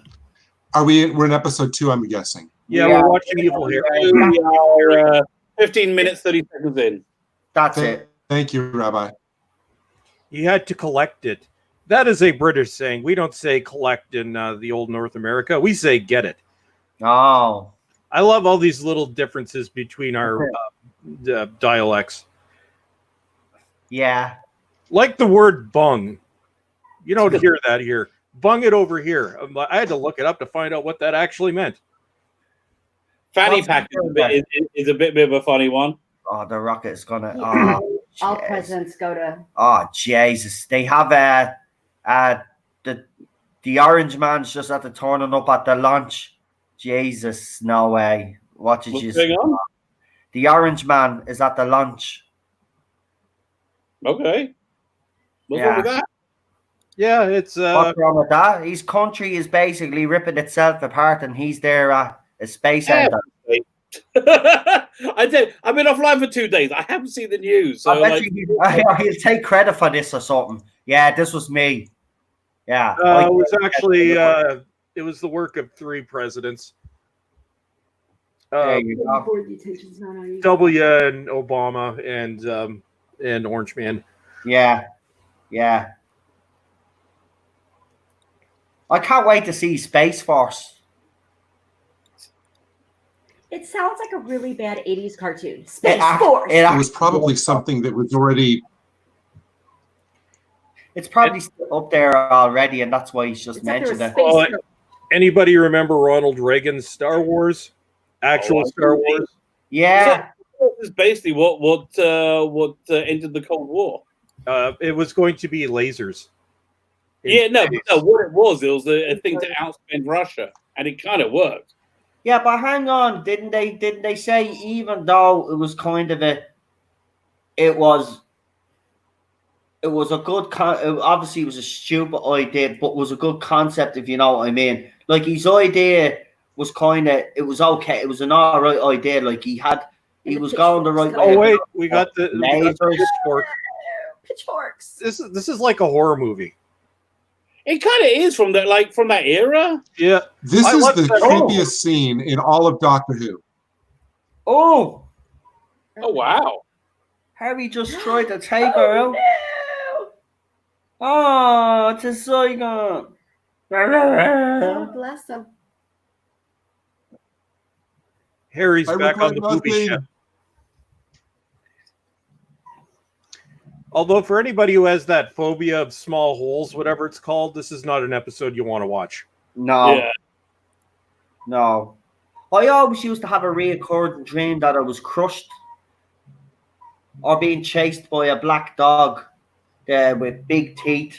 Just anywhere I ran, this dog would always be there with me, no matter what I did. Oh, booby shot. Boobies. Get those boobies.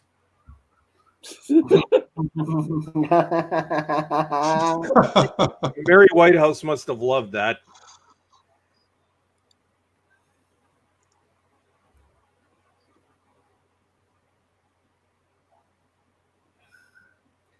Ian was magnificent. He was. He Oh no, really- I wasn't talking about claustrophobia, Colin. I was talking about the condition where people are terrified of small holes. What is that called? I listen. I can. Yeah, I only have small. You don't know because you've got a lot of phobias. Do you know what the phobia is Yeah, for? it's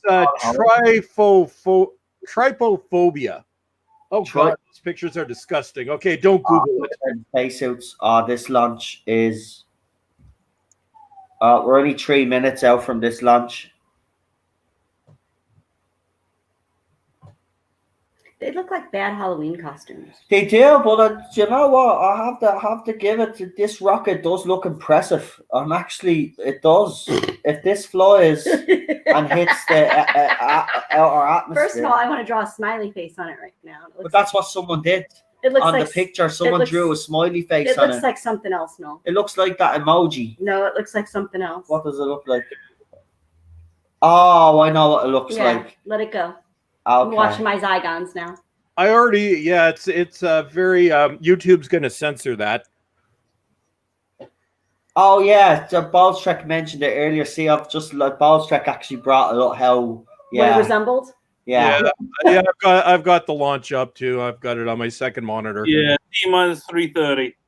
We're watching Doctor Who and the launch. Yeah. 159. No, CNN. You don't go by that one because then they go 10, 9, 8, 7, 6, 5, 4, 3, 2, 1, then lift off. No, 147 until The they. size of that rocket. I'm watching it on the CBC network, which is Canada's propaganda network. Yeah. You got CNN. So who's doing this launch? Is it NASA? Is it like a It's private? a SpaceX No, this is private. It's a joint mission, and it's the first one that's going to lift off from American soil in 9 years. And it's privately owned. It's basically Tesla. Yeah. Ah, right. Right, here we go. Is That it going to be looks very screwed? If we were watching Ambassadors of Death, that'd be a good tie-in. We should- we should have done that. although the problem is the 7-part episodes, they take a while. They do. It's a very long stream. Oh man, they killed me last. Yeah, I know. I was just tossing. Oh, here we go. Team. I just kept thinking Recovery 7.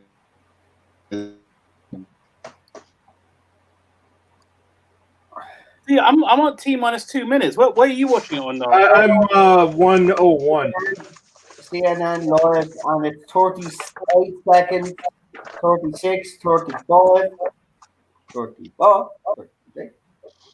T minus 30 seconds. Well, actually, they'd all channels are on a delay in case It's time distortion. happens. Go for lunch. Oh, they've given the go for lunch. Here we go. Hey, so I'm 30 seconds behind you, Noel. Don't just. Oh, I won't ruin We'll it. find out if it blows up. So I'm at. are we on the scene with the Scaris thing yet? No, he's Yeah, running over a meadow. Oh, here we go. Yeah, we're watching two things. Oh, okay. I'm seeing it live. It's taking off. Yeah, no, it's not 23, 22. Oh, God there damn. it is, live. He's right. It took off. God damn it! It hasn't here yet. It's about to take off. Right, hold on. So far, Yeah, it's T plus 20 what I'm watching it on. right, it's looking good. It's looking good. It's actually looking quite good. Go Yes, on. it's penetrating the atmosphere. Go on. That is. That is impressive. That rocket is impressive. Ah, see, that's what I don't like, though. The way they cut the Oh, I speed thought up. Noel was talking about the Scaris then looking good. Yeah. The Scarison does not look so impressive. Okay, when they bring this out on Blu-ray, do you want them to do a new CGI effects for it or not? I don't like it when they redo effects. I think they should be left. In addition to, In addition, yeah, no, not replacing. I mean, if they put it as a bonus, that's fine. Just leave the original. It was messy.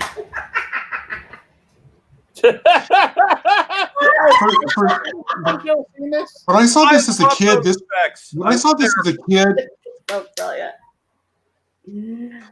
That's Invasion of the Dinosaurs level right there. Yeah, you would have thought that was only a few years before. when I saw this as a kid, that thing stuck to his hand creeped me out more than the Scarison. The fact that he couldn't get it off his hand, that bothered me. It's so realistic. Kind of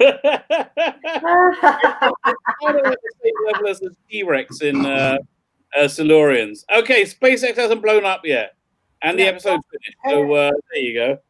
Oh, there's the cockpit with all more those Tesla controls. Science Hitter 3000. Well done to SpaceX. Even though I don't believe you are actually going to hit the upper atmosphere, but well done. Yeah. That's negative, Noel. I know. Oh, they're in the upper atmosphere. I'm looking at it right now. Yeah. No, I believe what Noel is saying is he's a conspiracy theorist. We never went to the moon, did we, Noel? I have me doubts, all right. Yeah, he's a total conspiracy theorist. No, but prove it to me. Okay, that's all for episode 2. All I'll just say to you, what every single one of you prove to me we landed on the moon without using any NASA video footage, NASA photographs. It proved to me we didn't. What? It proved to me we did Well, not. if you look at all the NASA photographs. No. What? No, without your footage and all the stuff you're asking us to do, you proved to me otherwise. But Yes. are we taking? Yeah, I can't prove to you. Neither Well, can you prove to me. so there you go. we didn't So land on the moon. Yeah, that's the dumbest rationale Well, it's I've ever not heard. really. Has because- no one seen Capricorn 1? That was Yeah. a Great documentary. movie. No. Oh, hold on. Wait, there's something going on here. Separation. Right, they're in space, The apparently. plug has been ejected. Yep. Right. Wow. Sorry, guys, So because we're this. moving on to Zygons. Yeah, but this is impressive. Hold on, man. Okay. We've been launch for 9 years. There's the astronauts Best there. Look, space movie ever was what's that one with Sandra Bullock? Gravity. Gravity. I love that was stylish, yeah. Speed 2. Uh, Why are you barking? Shush. hey, come on, man. That's the best sequel ever. Yeah, well, Cruise Control. Oh my. Oh, God. yeah. Like, Lazarus Grease too. it was so Yeah, there great. you go. Keanu Reeves refused to appear in it. Yeah, it was that. Yeah, That's I know, right. it was that good. He refused. I know that was just. What movie was that? That's got to be on the top list of worst sequels ever. It Oh, is. it is. Definitely is. It's up there. Yeah, yeah. First And time Grease I, too. No, That I was Grease covering from a hangover. It didn't help. Yeah. Oh, wait, what movie are you guys talking about? Speed Speed 2. 2, Cruise Speed Control. 2, Cruise Oh, right, Control. There you go. I didn't like Speed 1, to be honest with you. Oh, Speed 1 had its moments now. Speed Dennis 1 was Hopper awesome. was in that. Who doesn't like Dennis Hopper? Yeah. Dennis Hopper was a great bad guy in that movie. Come Well, on. I mean, Dennis Hopper was the bad guy in, what's it, Waterworld as well. Yeah, the Kevin Costner disaster. Yeah, he put a lot of money into that and it ended up flopping. Yeah. They did a live show of it in like Universal Studios. That was quite good. That's right. Yeah. Oh, we're getting into the whole Soviets would have exposed the hoax. Yes. Well, nah, they wouldn't have because they had their own little dirty secrets that they didn't want. See, I think people forget that like the Americans had dirty secrets on the Russians, and the Russians had dirty secrets on. Well, right now, we won't get into it anyway, 'cause it is another stream for another day. But all I'll just say is, if anybody could prove to me that we went to the moon, all well and good. But we didn't. right now we're seeing something just very quickly that disproves the theory that the fact that you can't see the stars in the photographs proved it wasn't the moon. Look at these live shots. You cannot see the stars. What? Yeah, well, I'm looking at the Earth. I'm not looking at space there. What? I'm not looking at space. They were showing pictures. Explain it, by the way, because some astronauts have said that they saw stars, and other astronauts have said that they haven't. It's something to do with the light.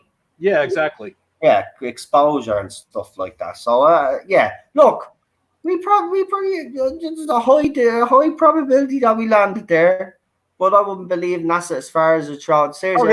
Okay, so we just proven our argument against Noel. Okay, Rabbi, count us down. Right, let's go. I don't think they landed on the moon. They actually landed on. Don't very often that I get beaten It happens and all the time. It You just doesn't. get louder. I don't. Excuse me. Nobody criticized NASA. They managed to get Tom Hanks back from space. They did. They did.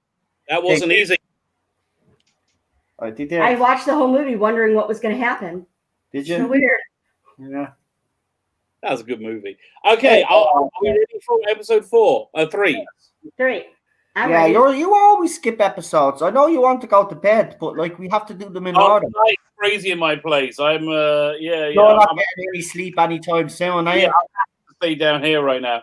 Oh, Yeah. again, like my wife's moving downstairs with me into the guest room for a week. So are we gonna have Rabbi after dark? No. Oh yes, you. I think we already always have Only if Rabbi. Rabbi, let me tell you. Only if Rabbi knows to keep his mouth shut. Right. Right, guys. Right, go. I'll stop messing now. Go ahead. All right, we ready for episode 3? Yes. 5, 4, 3, 2, 1. Press play.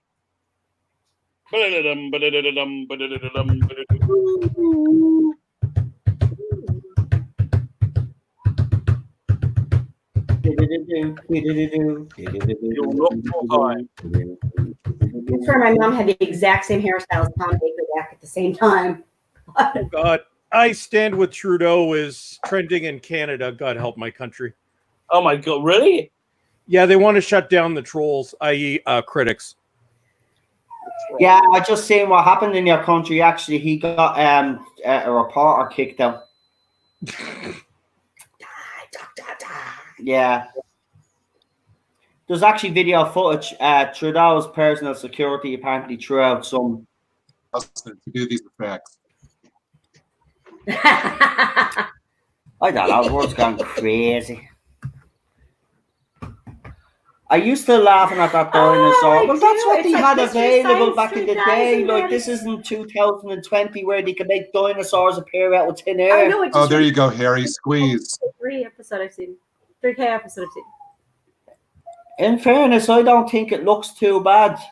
The dragon? Yeah, I don't think Nessie looks too bad at all now. No, it's not Harryhausen, but it's all right. Like, Why is Ted crying? Movies. Apparently, Yeah, movie apparently, shot. Hitchcliff said later that. Apparently, Hitchcliff said later that he thought that the oil rig and the spaceship were excellent, but the Scarrison was less than what he wanted. Jesus, that looks very flat. They can't see what you're seeing. Focus.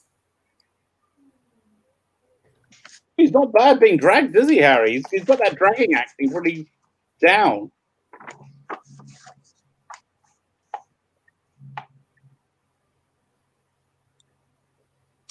So apparently the cliffhanger that we had just watched was originally different. Apparently the writer, Robert Banks Stewart, the original cliffhanger which was written was that the Doctor would row out into the middle of Loch Ness to check his readings, and then the boat would be attacked by the Scarrison, and then it would resolve that the Doctor falls into the loch while the unit soldiers are firing on the Scarrison, and then the brig and Sarah would go out to him in a motorboat and pick him up. But they decided to just go the cheaper route of just having him running along the moors. And to quote Alpha Omega, massage those controls. Yes, Alpha. Lots of massaging going on here. This is, folks, this is probably going to go the way of Talons of Wang Chiang because they're harassing their controls. Into the control. Yep. Poor dear.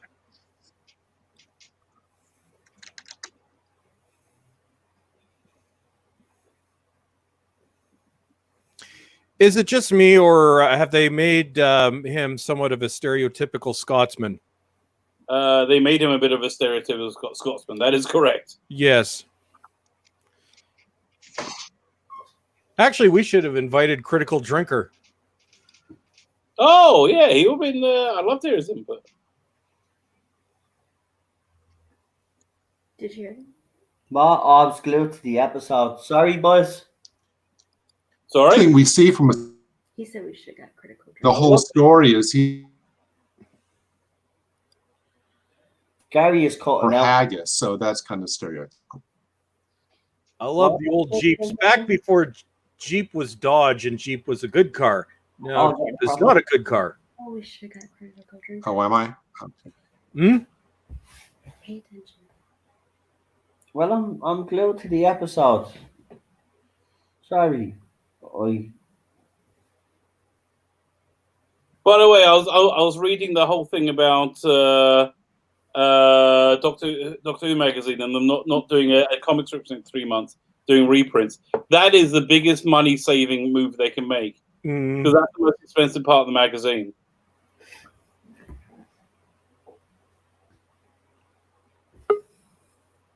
Oh, we lost Retro Doc again.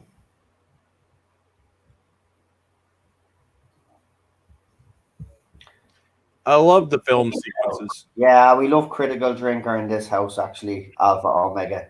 He's good. Go away now. I can't do it. Go away now. No, that's sad. No, we'll never do that again. No, that's not good. But what I love about the Blu-rays is I think most of the film sequences for these episodes exist. So the film sequences actually are high definition. So creepy.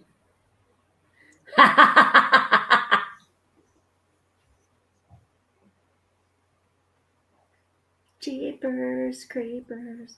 Where'd you get those peepers?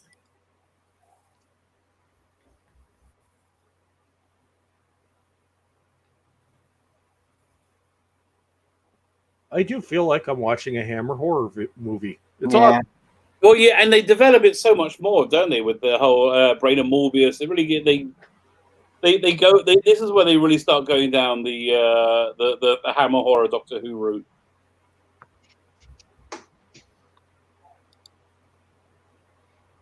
Or I guess, well, they refer to it as this was the beginning of the Gothic horror era, or this was the Gothic horror Right. season. So this was Body Snatchers. Next is Planet Evil. That's Jekyll and Hyde. Then the Pyramids of Mars. That's the Mummy. Android Invasion. Not sure. It could be any because there were so many of those types of movies made in the 50s and 60s. Right.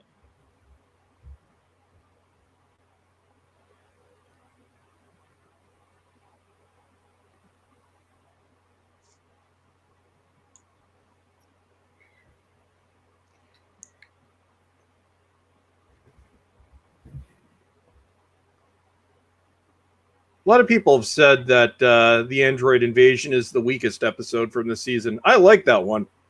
And there are also people... It's got a great opening, hasn't it? A fantastic cliff. I like opening where the guy like throws himself off the cliff. Yep. That's pretty good. And what's it? The cliffhanger with Sarah Jane and her face falls off. Fantastic. Yep. And some people are torn on the brain of Morbius. I'd say no. I think this is the perfect season, and it's so bad and sad that the current production team decided to pilfer this season for their plot hole. Yeah. Current production team. And got it wrong. They got it absolutely wrong.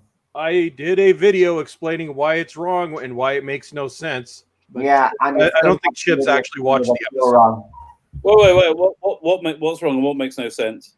The Morbius regenerations in the brain of Morbius, where it's very clear that it is Morbius's regenerations, and it's also clear that the Doctor is aware of what's going on. So, Bowles, have you ever heard of this theory that the reason people think it's the Doctor's generation because it goes before Hartnell, right? So it's out of order.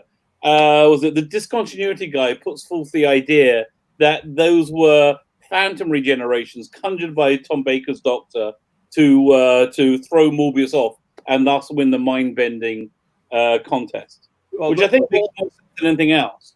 Well, the whole the fact that the Tom Baker is fully aware of what's happening on the screen, and Sarah Jane Smith sees what's on the screen, then there's no way that those were previous forgotten regenerations. Exactly. But I just love that special effect just now when he turns into a Zygon. Again, very primitive, very of its time, but really effective. I love these Doctor Who stories that take place in small towns. Yeah. That's the one thing I got to give Moffat credit for. He brought that back in season 5 or series 5. Right, with the 11th Hour. That was really good. I love that. Yeah, he brought it back to Scotland. Location.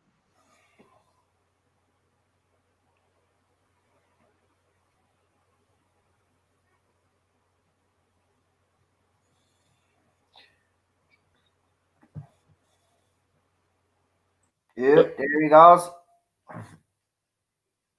Yeah, I feel we're in like real Pertwee area now, right? It feels like the Silurians.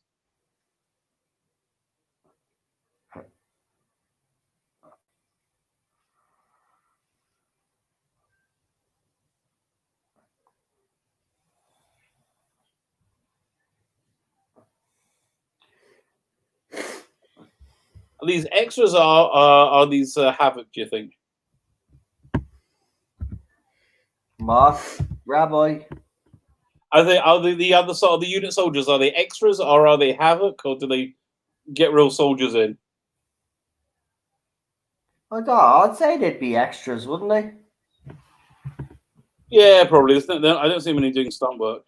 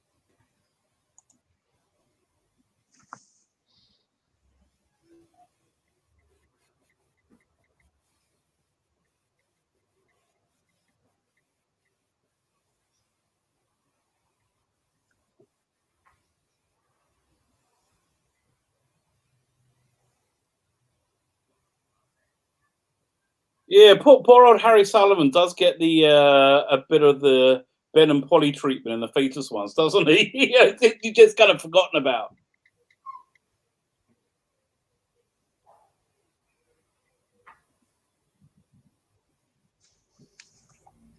Are you still with us, Gary?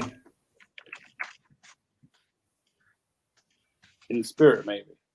Can you hear me? Is my audio still okay? Oh yeah, it just came back. Okay, I want to go for a Okay, tangent. I think it's delayed. It's just kind of, I can still hear you. It's just delayed. Yeah, I think there is about a 10-second delay.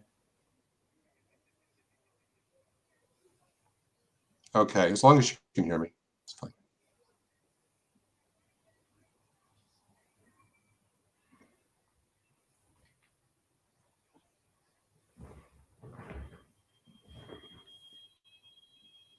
Well, that you should. Did we say that the nurse, I think, is one of the creepiest sidekicks of any Yeah, villain she ever? That's just...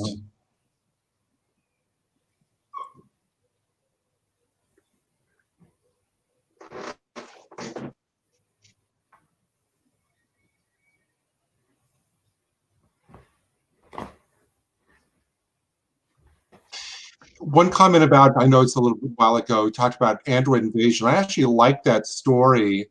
I don't know if, I think it's just, it doesn't fit with the whole tone and mood of this season. Yeah. It might have fit better like in the previous season, or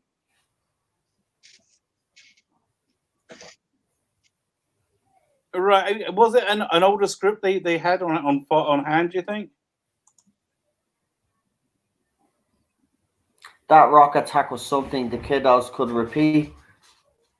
But back then, kids weren't like that. See, again, it's the same argument that we have today with games and parents and politicians trying to blame games. Well, I grew up with violent games. Yeah. Yeah, it's ridiculous. And it didn't do me any harm. I grew up with violent movies and horrors the kids today would actually find utterly terrifying and would actually probably have to go and run to their safe spaces or get counseling for, right? At the end of the day, the young kids today, and not all of them, you need to grow a pair, right? Life is hard. Well, you know who needs to grow up there? It's the parents. Like you know that article about Captain America not being a hero, right? You saw that. Yeah. That's totally because this kid grew up in a era of participation trophies and not winners and losers. Exactly. They have no conception of morality. Exactly. Yeah, I don't know why you're there. That's what I'm driving down, shrugging my shoulders. You started to say online it's shorter. On the site I'm watching it on, I only have 20-something minutes. Oh, okay. No, why didn't you give I've always loved that. I've always loved that stool. I've always wanted a stool like that. I share it to her before we started this, but yeah. I love that Sarah Jade sticking out her tongue.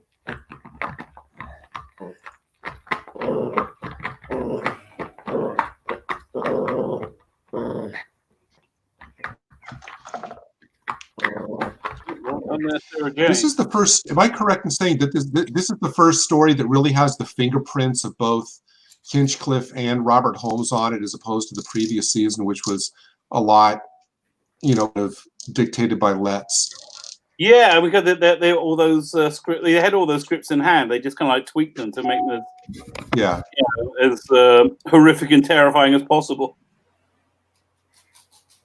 Well, it works. I mean, it does really work. I mean, I love Pertwee and Baker's eras of Doctor Who. It's probably, for me, it's probably the go. I'd even stick Troughton in there, as I said a few months back. Troughton, Pertwee, Baker. I grew up with Davis as a doctor, but even as a kid, there's some stories I liked and obviously some I didn't. But for me, those three doctors, as I said, they're the golden era of classic Who, in my opinion. Now, I don't know what you guys think in the chat, but that's where I stand on it. I have yet to meet a real Doctor Who fan that doesn't like the 70s. If you don't like the 70s, you're not a real Doctor Who fan. Yeah. Yeah, that's 70 to 79 is my golden age. Yeah. right. To quote a Jody bot, what, there was Doctor Who in the 70s? Oh, I love it. Yeah. Yeah, even the set design is fantastic. Yeah, it is. Look, Yeah. listen, less is more. You know, I mean, Chibnall, look, do you know why we're so critical of him? He was given the money. It's not as if he wasn't short of cash. Like, he was given the resources to produce, to give us the next level of Doctor Who. And look what he's done, right? So, I mean, look, he should have went back to basics in fairness after Series 11. He even, to a certain extent, tried to do that, and you'd seen what he did. It's a clusterfuck. It's a game, as I said, Right. nobody has any interest in that and got to do with Doctor Who. That's coming out. It's commercial poison. I mean, again, the BBC has lost complete confidence in it, especially as the plan is to move the comic strip in Doctor Who magazine to Time Lord Victorious. Yeah, they must be so happy not to have any more Jodie strips I because know. they can't sell them. Well, here, But cover for this. I actually add though, last year I did a video on this channel from my source that had told me, and also Gary, if I remember, Bolstrek would be able to back me up on this one. I think Gary did a video as well on talking about Doctor Who merchandise and how she was toxic. Well, I'd received information as well saying that Anthony put her on Doctor Who magazine, anything, any cover of art in Radio Times, they lose sales. Right, there was a kiddie Doctor Who book they brought out recently. Yeah. You can't even tell it's a Doctor Who book. Here's another thing that we should have early warning sign that was going tits up.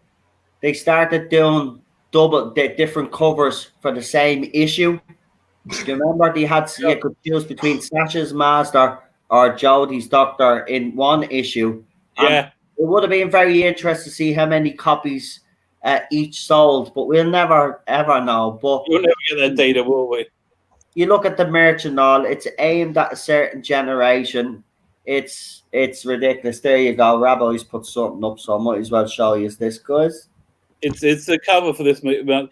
Is this a weird photo? Have you ever seen this before? Is that Carol Ann Ford? No, I think that's the actress that played her, is it? Is that going to be the Planet of Giants one? Like, I've never seen that picture before. It's the weirdest picture. I believe I have seen it before. Yeah, no, that's from Planet of Giants. That's where they're standing on. That's a close up of the wider shot where they're standing on the drain. But isn't that Planet of Giants, yeah. the publicity shot. So I just moved the evil logo off the screen so we could. Yeah, that. Right, but that's where that shot. That's where She looks. She that doesn't shot's look from. bad there, does she? She what? This is so funny. That shot. Did you look at the cover? It says the first Doctor's greatest stories as voted by you. But hold on, I thought he wasn't the first Doctor. Exactly. Again, they're flushing everything down the toilet. It's gone. The whole Timeless Children is irrelevant. We will know they've. Let the J-Bots have their little so-called victory, because at the end of the day, as I always said to them, we will win the war. Yeah. And we will win the war. This era will be wiped from oblivion. Even I can't wait for that logo to leave. know that this is game over for this era. It's just, I don't know why they're being stubborn and doing this series 13. I wish they just cut their losses, but maybe Chibnall has their nuts in a void, and they can't. They have to let him do series 13. But once he goes, she goes, and get rid of them all of them. Time Team, every single one of them, the editors of Doctor Who magazine, get rid of them. Don't want anybody connected to this current era. Really, Going forward. if they were smart and if they had accountability, they would just like do a 6-episode season with a different Doctor, different production team, different everything. But unfortunately, it's the BBC. Exactly. So let's not hold out any hope. Both That's brings like back to reality. is a more Is the BBC. They don't give a flying crap about their audience. They treated us crap for 3 years and now expect us to buy all their little Time Lord Victorious and spin-offs with 2 different doctors. Well, do you know why? You can stuff it. Go on to. Well, like I said earlier, I've continued to buy the magazine and just out of habit because I have for so many years. Yeah. And Jody and crew are only on the covers of the issues that are concurrent with the broadcast of the show. Then immediately when the show's over, they switch to other doctors. So it's other doctors on the cover for about eight months out of 12. And has that ever happened before? Because No. you say you've gotten this magazine in the past. So say under Peter Capaldi's era, would they have featured other doctors on the cover while he was doctor? Just for a matter of interest, just to be fair here now. Okay, he's on. Do it for like about 2 or 3 issues out of a year maximum. Right. What's sold. Exactly.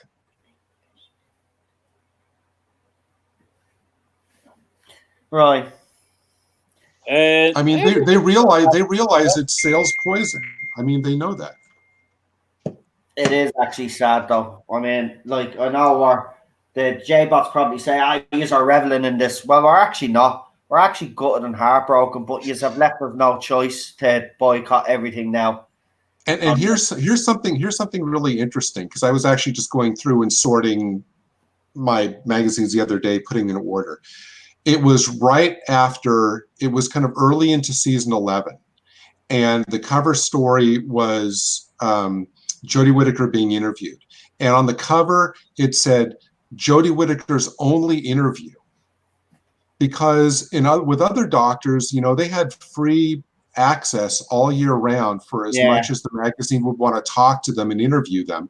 And the fact that Jodie put her foot down right away, this is the only interview I'm doing, I'm sure the magazine loved that. Well, that wasn't that. Listen, I can defend her here now, right? And say I'm not attacking her. I'm just saying how different that was. That's actually Chris Chibnall, because Chris Chibnall's so secretive. I mean, he has screwed Doctor Who magazine. Well, that makes sense. When it's come to, he has screwed Doctor Who magazine, because Doctor Who magazine used to get a lot of the up and coming information on a new series. Yeah. Now, no big huge spoilers, but Stephen Moffat and RTD, more RTD than Stephen Moffat, because Stephen Moffat would keep some things to himself, but Chris Chibnall just won't give them anything at all. So he probably instructed Jodie Whittaker just to do that one interview. Yeah. He knows. Yeah, I wasn't attacking her. I wasn't attacking her. I was just talking about how different it was. Understanding her, because you get some J-bot here saying we're attacking us, or just saying, listen, the other side of the coin is that. So I just want to put it out there. But Chris Chibnall has been very secretive. We've known throughout the 2 eras. There's other rumblings as well that he has instructed Jodie Whittaker to do certain things. For example, apparently when she took the job, we've all been told that he told her not to watch Doctor Who. Why would you tell someone not to watch Doctor Who's taking the bloody role? Yep. You know what I mean? It's absolute. Look, so for me, yes, she has done a lot of things wrong, and we can see what she's done wrong. But when it comes to interviews and stuff, I'm not quite sure it's all down to her. I actually think it is down to Chris Chibnall, especially this lockdown. She's had no excuse really not to do anything, but she's been very limited in her appearances, because she's probably been instructed by Chris Chibnall not to do so, because there's been a bad taste left in fans' mouths, especially after the Timeless Children. So he probably doesn't want her on the screen. He knows himself, man. And trust me, this pandemic, God forgive me for saying this, but it's probably come at a great time for him. He's probably got a reprieve now. He'll have 2 years now to plan this last series if it goes the way that we think it's going to do. 3 episodes next year and 3 episodes the year after, right? If they do it that way, then he's going to be fine. It'll fizzle out. As Rabbi says, there will be no interest. So they already know what they're doing. I think they are winding down. I really do. And hey, three episodes a year, Chibnall. 3 episodes a year, Chibnall would probably think that he's being rushed, that he can't work that fast. He won't be able to work that fast. He'd still come up with some excuse anyway. I And mean, you know what? Take your time, Chips. That's what I say. Just whatever you want. okay, you know what? I hope it never gets made. I really hope it never gets made. And you know what? We do know there's a regeneration scene. Just drop the episode with the regeneration scene to get it done and over with, will you? Put the fans out of their misery once and for all. Look, it'd be the best Christmas present ever. Christmas Day, bang, whack it on. And then we won't be watching it because we'll be having air watch-alongs. But then we'll see all over Twitter, Jodie Whittaker has regenerated. And we will celebrate. You will actually make a Christmas. Exactly. The jubilation will be like... You want to sort out our mental health during this lockdown? You can give us a bit of good news. Sack her. Sack him.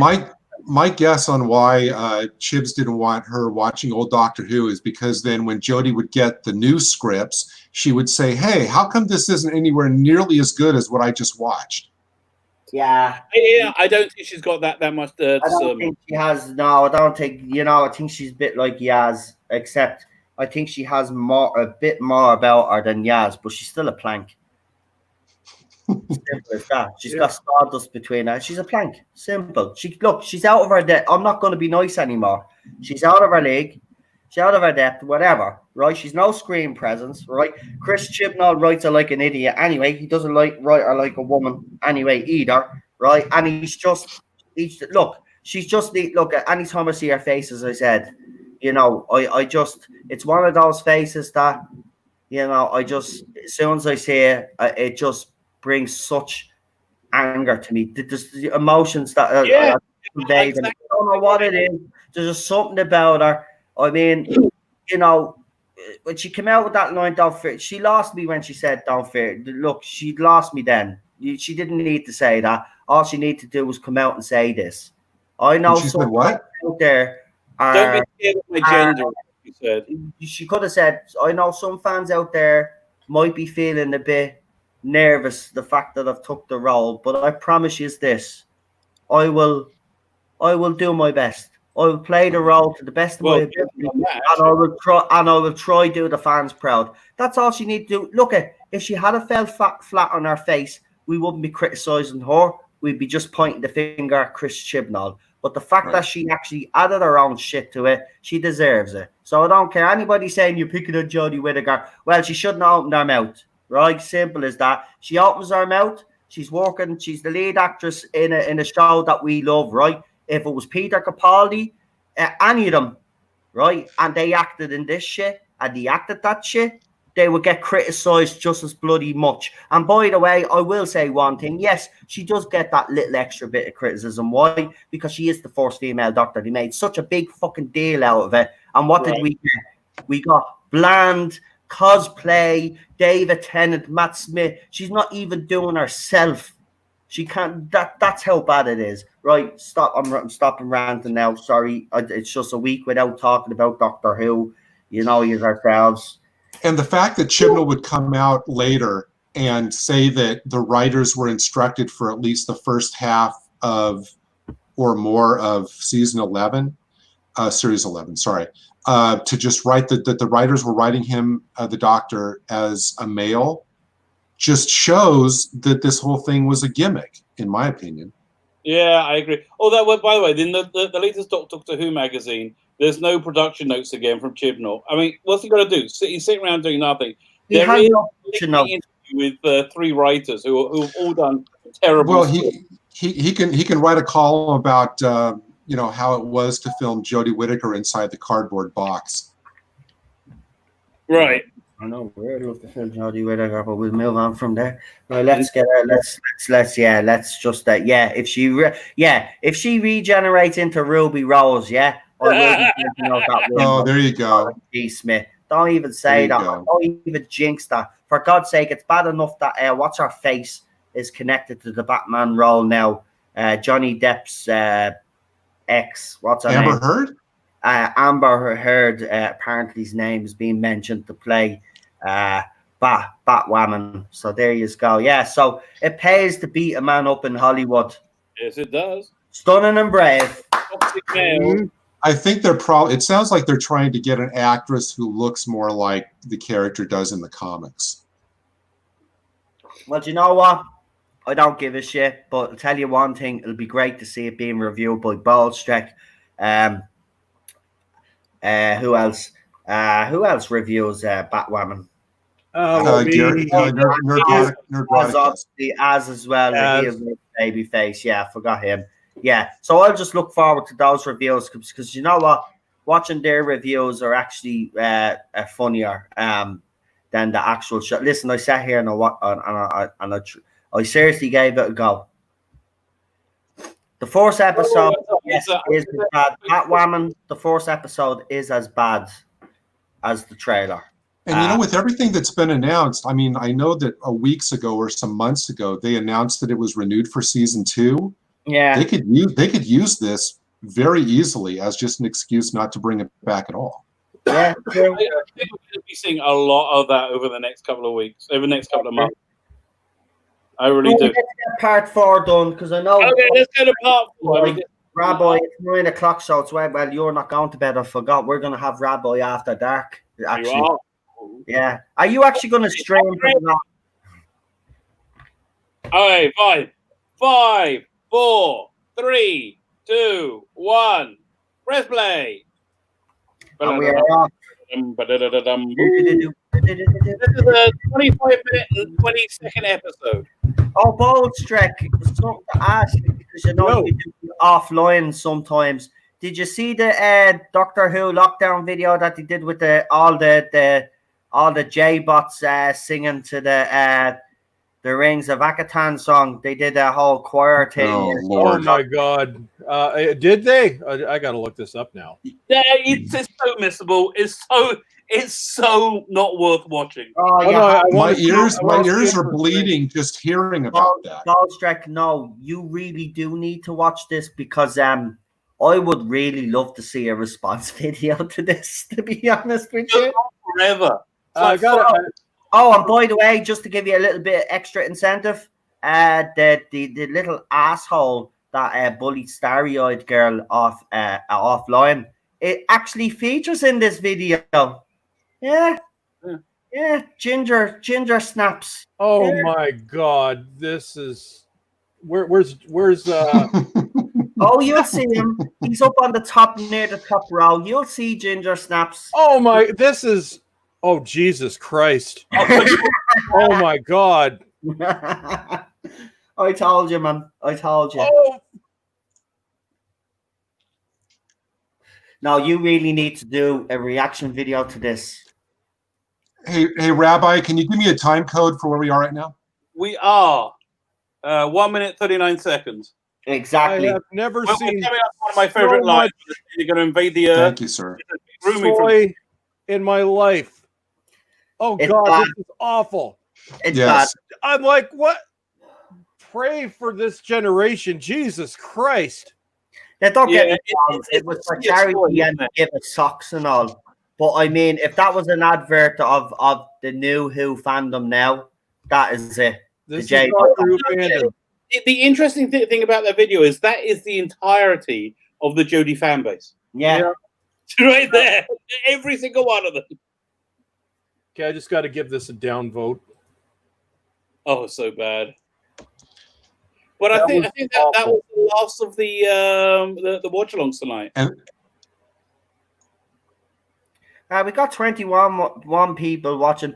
Oh yeah, is RTD supposed to be in that one? yeah. What you call it? They're having one more after this is the official one, and then it's done. But as I said, you know, we'll continue the classic ones on here. What is the last one going to be? I wonder. But I'm still not doing it, so I'll just throw that out there, Rabbi, just to give you an incentive. If you want to do it in your own channel, mate, no problem. But I'm not doing an official new Who. Well, was Rings of Akatan. I was like, oh God, I don't want to watch that again. So, what is the last one she's picked for the last? Has she announced it yet? It hasn't come out yet. Yeah, Baldstrek. I don't think they've been. Priceless. That's why I'd like to see. And I love that. I'd like him to do a reaction to that choir video. I don't ever want to watch that again. I love that beautiful non-response. That beautiful non-response from Emily Cook about why she wouldn't have any Jodie videos. Well, because we just can't. Yeah, okay, there you go. Oh, I just want to say the effect shots right now, the Zygon spaceship flying, very good. That's a great model. Yeah, it's Yeah, it is. There was some Yeah, great. it's great. I have to say, I was looking at the City of Death fantastic. models. I actually have a video up that I put up a few months ago of all the Very photographs. Jerry Oh, Anderson. the detail, unbelievable. I mean, they absolutely loved this show. They really did. The creation of that team, the teams that were involved, just mind blown. And we get talking frogs in 2019. Talking fucking frogs. Imagine on a fucking chair. And what? Killer sheets. What was it? Killer sheets. And then we got some creature, an adipose on crack that eat metal. And a pregnant man. Let's not forget. Oh yeah. Oh God. Of course, you're still on with me and Rabbi tomorrow, Daniel. That's not even a question anymore. I told you, you're part of the tournament panel on a Sunday, so you don't need to ask. I'll send you the link every Sunday. You just let me know when you're not available. Oh, it's a good one this Sunday, isn't it? Yeah, it's what is it again? Bad Wolf. Bad Wolf. That's the one. Yeah, and then we're near series 2 then. Yeah, series 2 has. And even though. Yeah, I like series 2. Has Tooth and Claw and stuff. I love that episode, Tooth and Claw. What a clever episode, actually. Well, they were going to launch with that one.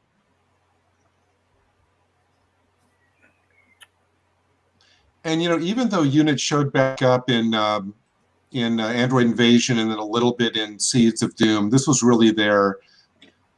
This is really units kind of finale, and I'm glad it was so good.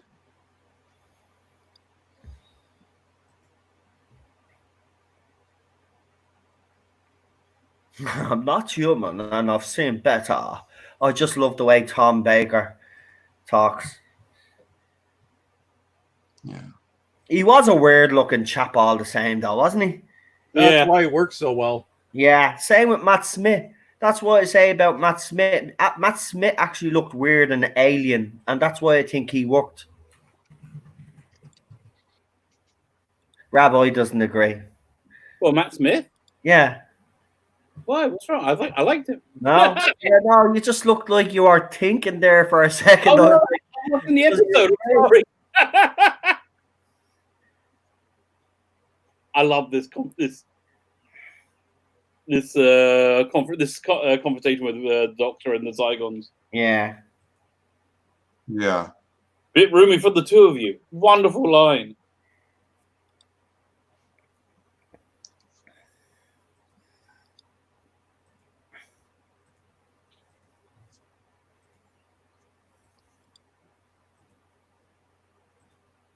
So hold on. If he says many centuries until the fleet arrives, though, would Stephen Moffat's Zygon episodes have a connection to this? Right. But I think I think everything got changed from the Time War, didn't it? That's what I was thinking of. I don't know. The one thing I remember from reading the Target novel of this is that Terrence Dix put in a line that the fleet would not start coming to Earth until Broton signaled them that they controlled the planet. And presumably, since they never got that, they wouldn't come. That was a way of Dix kind of tying that unresolved thing off in the Target book.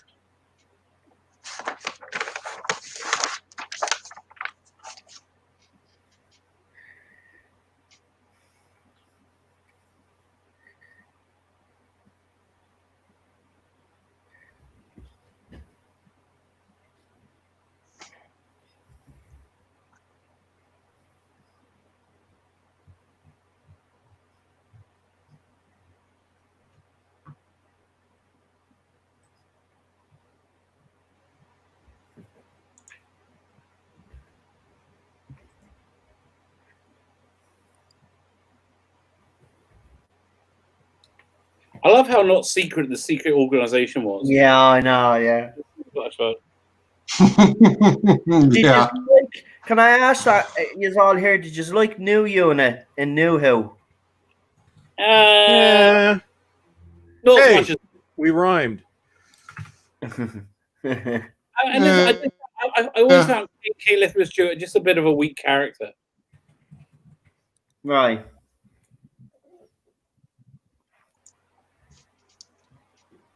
Do you know who I would have loved to see more of, though? You have to be honest. Lee Evans was great. Oh yeah. Yeah. That was in Planet of the Dead, wasn't it? Yeah.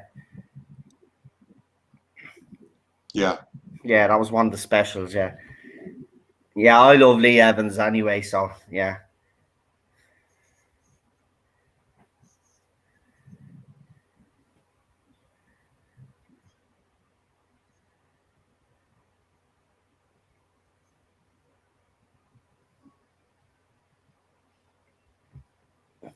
Una was so secret he allowed an investigative reporter to accompany them, but it was Sarah Jane, That's so right. I never minded. Yeah, I suppose. Yeah, it was Sarah Jane, so I suppose you got And remember, in the Three Doctors, they had the unit sign out in the front yard. It's always a quarry, isn't it?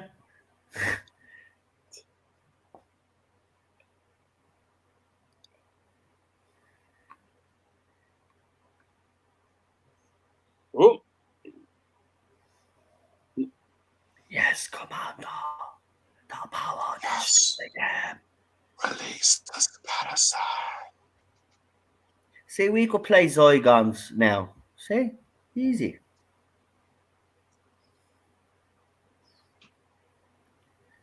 If Chibnall brought them back in green design, entire stream, mustache or do something. an entire stream in Zygon voices. Welcome to the Tartan Soul official YouTube channel. Thanks for having me on today. Would you be able to tell the difference between them and Sea Devils? Yes, Doctor. I do love their voices.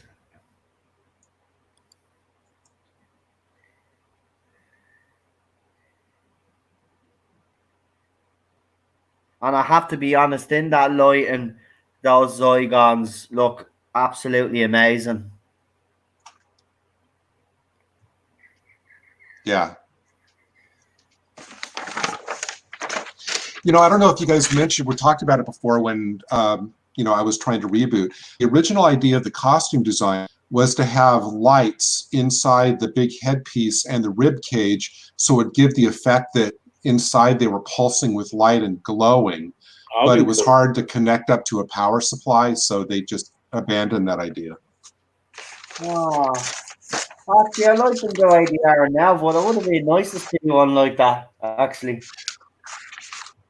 Yeah, they did the same thing with Daleks. They were supposed to have a bunch of lights in the grill section.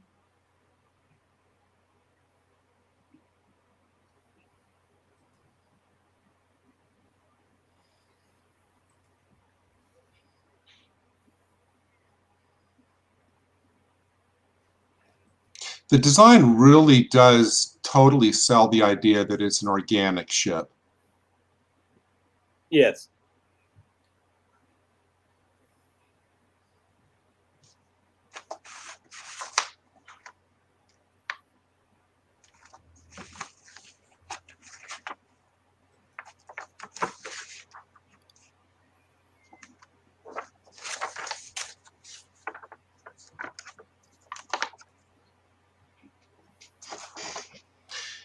And I was offline for it when you were watching the early part of the second episode, but right after they captured him, that comment about they were brought to Earth, the Scarison was brought to Earth, and the Zygons feed on the acid or something from the Scarison. That's what gave the costume designer the idea to make the Zygons designed like human fetuses. It works. It really does work.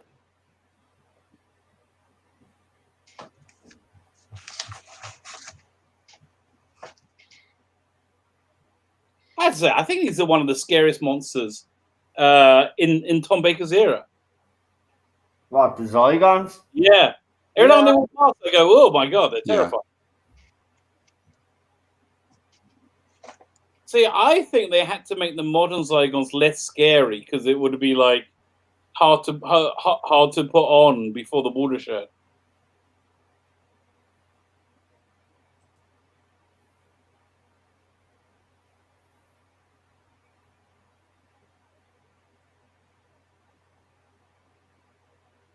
I mean, this story gives us everything that we need to know about the Zygons, where we totally buy into the design, the ship, their history. Yeah. I mean, it was such a perfectly written story to give us every single thing we need to know about this race.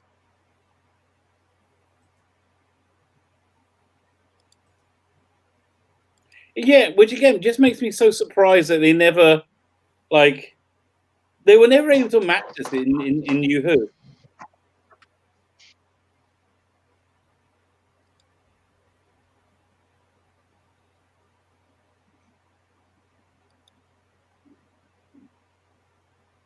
Well, I mean, that's one of the hallmarks of the Hinchcliffe and Holmes era. I mean, the whole first part of Tom Baker's era had only a couple of returning villains.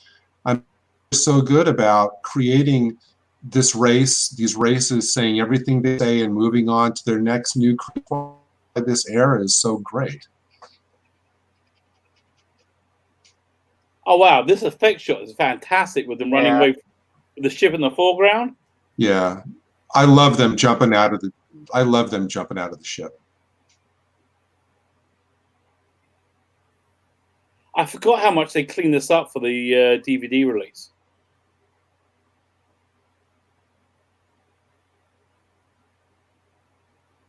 Wow, that was actually pretty impressive, wasn't it? Oh, blowed up real good.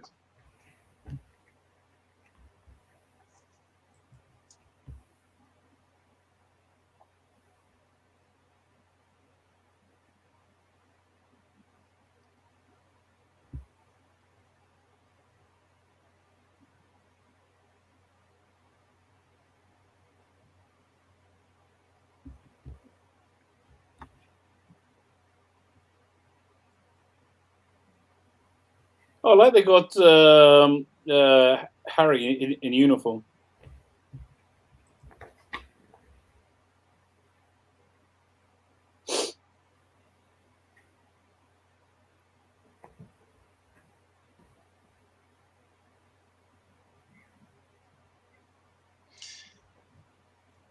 An indicator that he's already kind of moving back to his old life.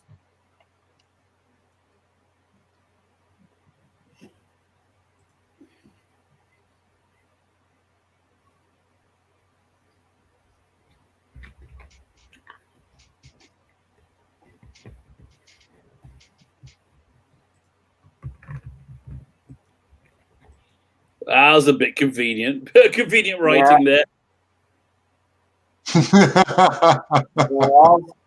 But still, you know, it's believable.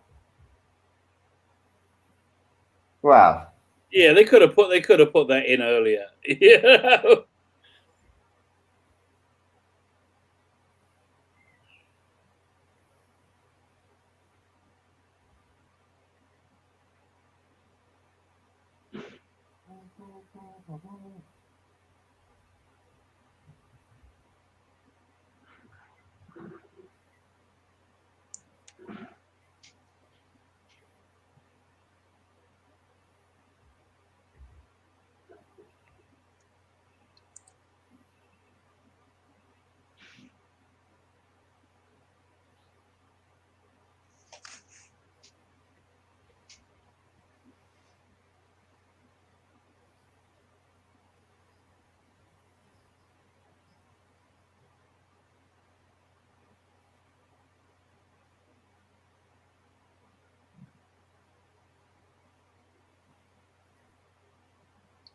Of course, they're going to be in the cellar. oh yeah. cellar or a dark cave or something. It's always somewhere where, yeah.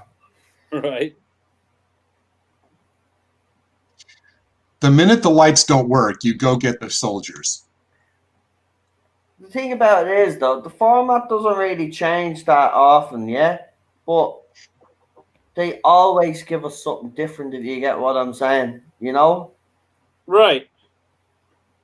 Yeah.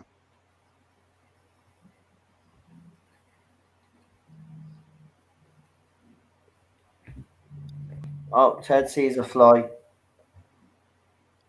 Ted sees a fly. See, we got the windows open, so we got little creepies in here. I hate that. Gives them something to play with.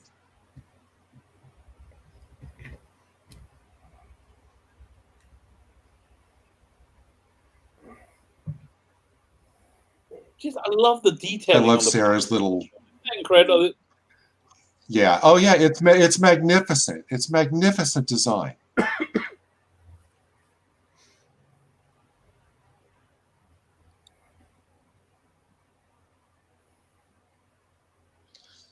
Another shoulder massage for the doctor. Him and the Dalek mutants. They.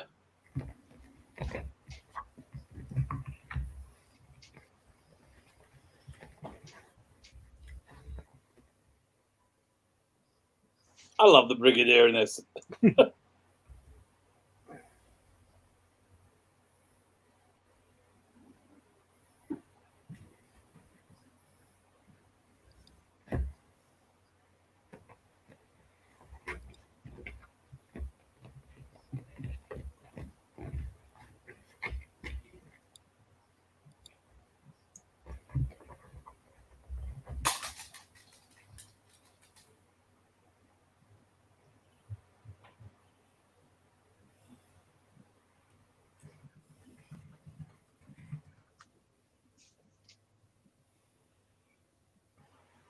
I'm just so sucked into the story. I keep like trying to talk about it, but I find myself watching it for minutes on end. The music is really distinctive and adds so much to this story. Yep. I think this is really Dudley Simpson at its best. Yeah. Yeah. It's one of the things that gives this whole era its feel. I love those effects. That is just awesome. Look, that's so believable.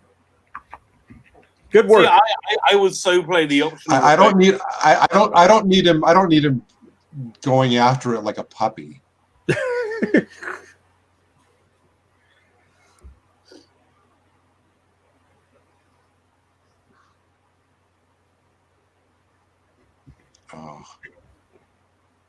Oh, don't chew it. Please don't chew it.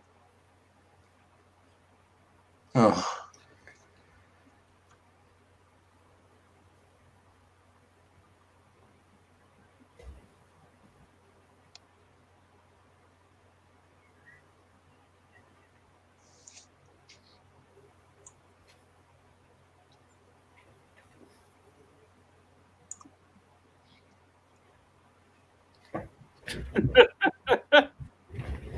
We know what politicians are like. If only they could see the future.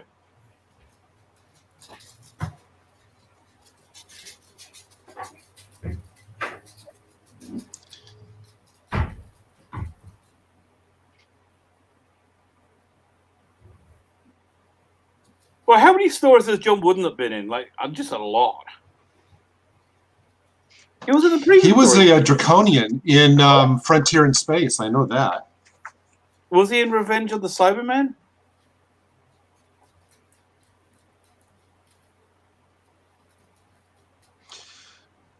Okay, I just dug this out. Let's see. He was in Spearhead from Space as Hibbert, Frontier in Space as the Draconian Emperor, and the Keeper of Traken as Consul Saron.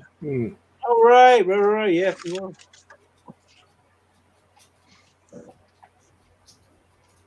Oh, what a shame.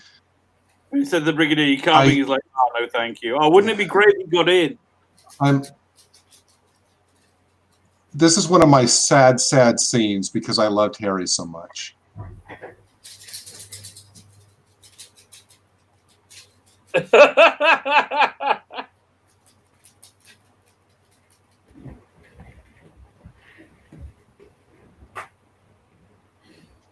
Bye, Harry. Yeah, they go through back London, but they enter the go. One of the best companions ever. Although he does reappear. Well, he basically Yeah. they spent the whole season trying to get back to London until they get there. Seeds of Doom.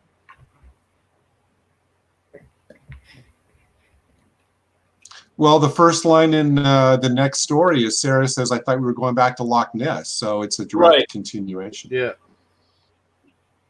Excellent story. Really, really excellent story. That awesome. And like always, guys, I've got to run after we're done. Yeah. Yeah, so it's caves next week. So we'll just think of the hashtag and then, we'll get a trailer up at some stage. And I think Plus, we have to do ratings. We have to do ratings. yeah, we'll do the ratings. Yeah, okay, right. We'll start with Ballstrek because he needs to fly. So Ballstrek, I will give this one a solid 9. Good mark. Rabbi. I'm going to go for 8.5. Okay. Retro Doc. I'm right there with Ballstrek, a solid 9. It's one of the best, of this era of the show. I'm bringing mine up to 9 as well. Okay, yeah. I think I'm bringing mine up to 9 as well. Be with the cool people. And your fourth one actually Really don't want me to rate it. But just no, go on, because you've obviously watched New Who, and New Who is more your era. You could give an honest.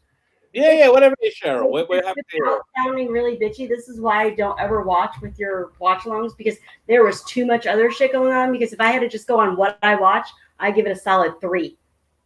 Wow. I hated it. It was the most boring thing I've ever seen. Oh.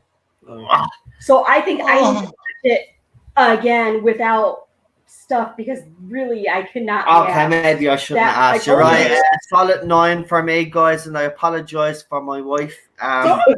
You just told him what it is. Do not ever apologize for me. A 3. I don't know where she's getting that from. I can't believe I married someone that would give that episode a 3. You know what's more entertaining than? I'm only messing. Go on. What was your favorite part, Nessie? No, nothing was my favorite part. That was shit. Okay, awesome. And on that note, I gotta go. Again, right, that's it. Right, thank you, Cheryl, for that. Okay, and we've got a few 9s, 9.5s, and all that, and 10s. A few 8s there. All Bye, everyone. Take care, Ballstrek. Ballstrek, I'll talk to you soon. Thanks for joining me, mate. Pleasure. Cheers, man. Sorry about the dog being the twat. Retro. Yeah, as a Doctor Who monster, I would give the Zygons a solid 10. For the design, for the voice, everything. Yeah. They weren't bad, actually. I'd give them a 10. Yeah, looking at them. Yeah. What else have we got? Let's see. Because I want to wrap this up as soon, because long day. I'm up since 8 o'clock this morning. So what's the hashtag for next week? Yeah, so that's what we have to think of. Bat milk? Giant bat milk, right? Hashtag bat milk, wasn't it? Oh, how about this one? Can we mix genres and say holy bat milk? We have to stick to we can't be doing spin-offs. I'm sorry, Gary. Well, it's kind of, when I think of bat, I always think of Adam West. So I want to say Rob. I hear Robin saying holy bat milk. Hashtag Bats Milk says. Yeah, that's good. Hashtag Bats Milk. Like Forever Young says Internet Ghastly. Ooh, that's nice. I think I prefer Bat's Milk though. I think it's because it's funnier. People remember it more. Right, we've got a few for Bats Milk. Cleavage. Well, okay, that will get me involved. It doesn't take much.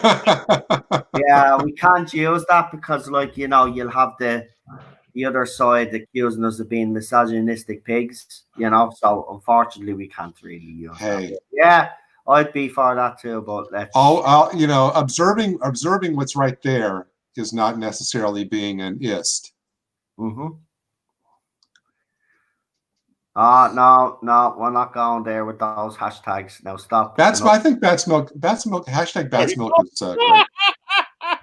I know. Stop. Hashtag Bats Milk it is. Right, it's being decided. So we'll get a trailer up the hashtag. Be the same time. I started 15 minutes I was early. slow last week. I had a lot going on. 15 minutes early because obviously I had to catch up on some of the stuff, and I still do. So I will be doing streams on some of that stuff that I briefly spoke about. Problem being is kind of being out of control with these hashtags. I'm not going to mention out loud what he is suggesting, although I did laugh. Problem being. No, yeah, I did. Yeah. Also, what else was there? Oh yeah, if you just go over to the Irish Geek, actually, I threw up a video during the week. Now this was planned, obviously, before all the other. It was supposed to be a surprise, but myself and Cheryl, while I was putting the video up, we decided, when we did the video, I was deleting stuff. I mean, I came across the video again. I said, listen, I'll just stick it up now. So if you haven't seen it, Cheryl reacts to jump scares. That was a very cruel video. I felt so bad for Cheryl. It's like she was right now, I just have to put a disclaimer out there, just in case anybody thinks I'm sadistic and this is all my idea. Believe it or not, it was actually Cheryl's idea. Oh, okay. All right. We were on YouTube and we were watching some videos, and then she says, you know what, because we watch a lot of React videos, and then she was saying, what if I react to some videos? So I says, yeah, let's do it. So it was Cheryl's idea. So anybody thinking that it was my idea, no, this was Cheryl's idea. This whole React thing. I don't know. I do like the fact that Teddy was right there to do this. Like, you could stop at any time. But yeah, she leapt. If you haven't seen it, it's funny. I have to be honest, it is funny. She even laughs at it herself now. It is funny. So if you haven't checked it out, it's on the Irish Geek. We will be putting a lot more videos like that on the Irish Geek. Actually, she's going to do a few more, and maybe I will as well. The only problem is that I don't really get scared, so it's going to be very hard for me to react to Anne, unfortunately. So yeah, we'll see. There might be some Jodie Doctor Who. That'll do the trick. Yes, that's terrifying. Sure, I'll jump out the window if I do that. Can't be doing that. Let me see.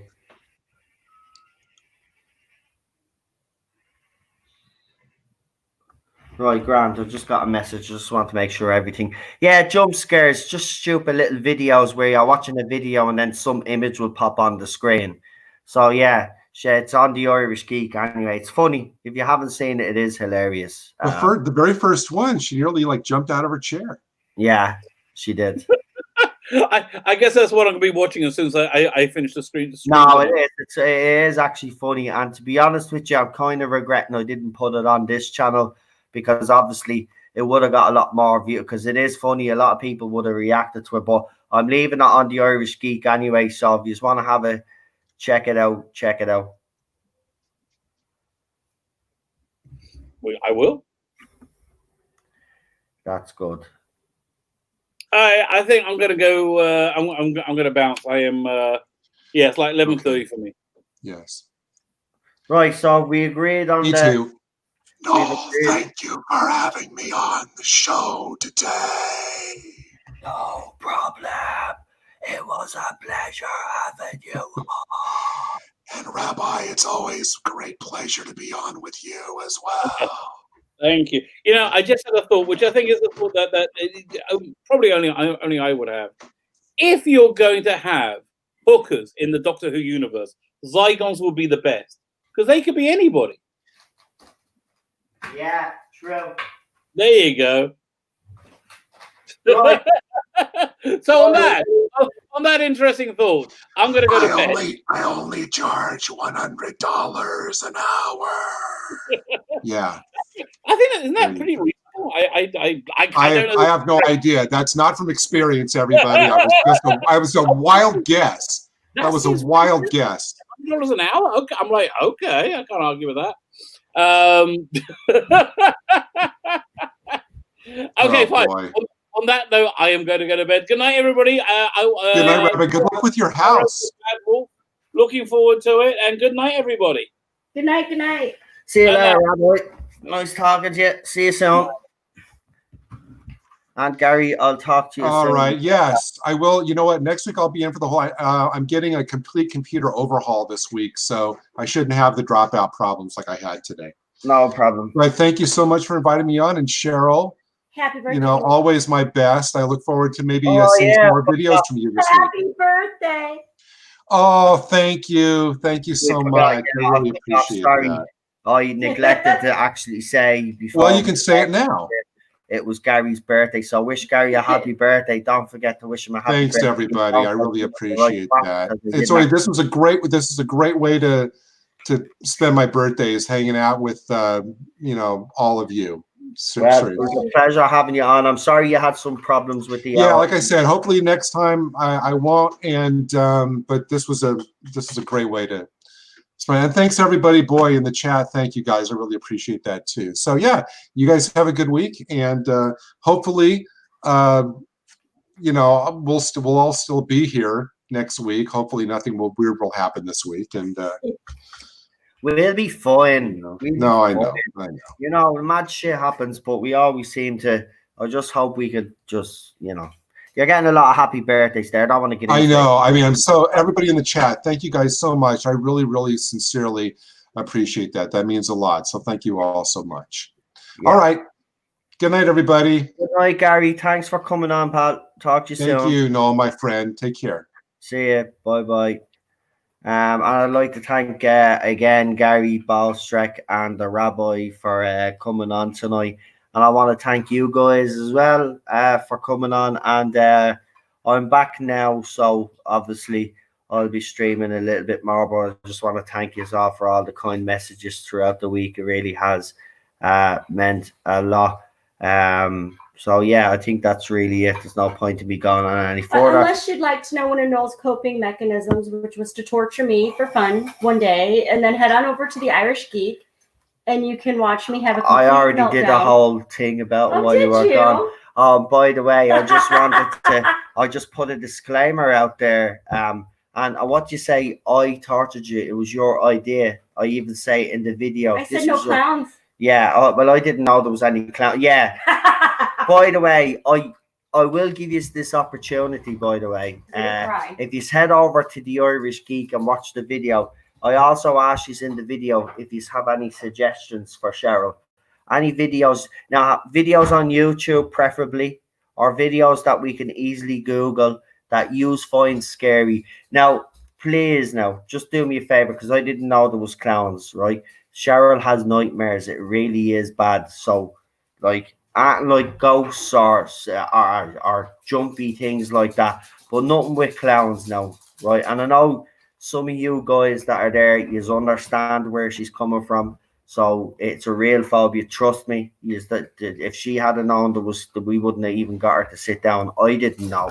So I have promised the next time we do one, I'm gonna watch the video first myself to make sure that there isn't. So yeah, if you have any suggestions of any scary videos that you would like Cheryl to react to, or as I said, me, actually it'd be fun to actually see me react when Cheryl's jumping all over the place, because I'll probably react to her more than I'll actually react to the video, because I don't really get that phased. No, you don't. I don't. I mean, Cheryl, like, I'll give you it right. This is how it all began. Cheryl and says, this is how I'm not going to go on. No, I'm gonna no, go I won't. on. Right, but real quick story, right? So this is how so Cheryl says, come on, we watch something. We haven't watched a scary video or something. And so we put on, what was it? Wasn't it, scariest video you'll ever watch or something like that? Wasn't it? Yeah. Was it the one with the guy that had his little, like, desert place? Yeah. The demon. Yeah, with the demon, right? That. Right, so she didn't like that, and then all of a sudden, and then I don't know what I said. Yeah, your reaction was priceless or something to that crap. But that it came out about that she just thought it'd be a good idea, and you know what? it's probably the best thing. Stop it. It's funny, but you are laughing yourself now. But it is, if you haven't seen And I it. did, I did put in the chat that I will rewatch it again without distractions and stuff and see if I'll change my review. Right, yeah. So Cheryl has said she will watch the Terror of the Zygons again on her own, which I think is fair because there was so much going. Because Ted was barking, I was talking, Rob, kept having everybody. the rewind part, so I missed And then it. because I didn't know she didn't have the director's cut, the first episode I kind of ruined for her because she was ahead and then she kept going back thinking that she was behind and stuff. So the first episode was ruined for her. So she will go and watch that. So I don't know, maybe I just didn't know what was going on. Yeah. So she'll watch it again. I'll be back obviously tomorrow. We've got the new Who watch along with Daniel and Rabbi and Adam, isn't it? Is it Adam? No, was that his name? Yeah, Adam. Tomorrow night. For that watch along, then back Monday, and then obviously then I'll be ranting and raving because I've got a few things obviously that happened during the week that I wasn't able to react to, and I will obviously. And the space book obviously will come back Friday. We didn't have it this Friday. I was debating. I was thinking seriously. I was nearly gone to stream, but I went over to see my cousin obviously before they put before the funeral. So but that took a lot out of me, so yeah, I decided against it. Right, but I'm back anyway, so I'll talk to you. Thanks for the messages and I really appreciate it, and I'll talk to you all tomorrow night. Have a good one, stay safe, and keep that social distance. If you are out there doing your exercise or whatever you are doing, just make sure while you are out there that you are keeping your social distance. I know everybody is easing off lockdown now, so just it's one simple request, and I don't think it's hard. But we have seen in Ireland it's very bloody hard.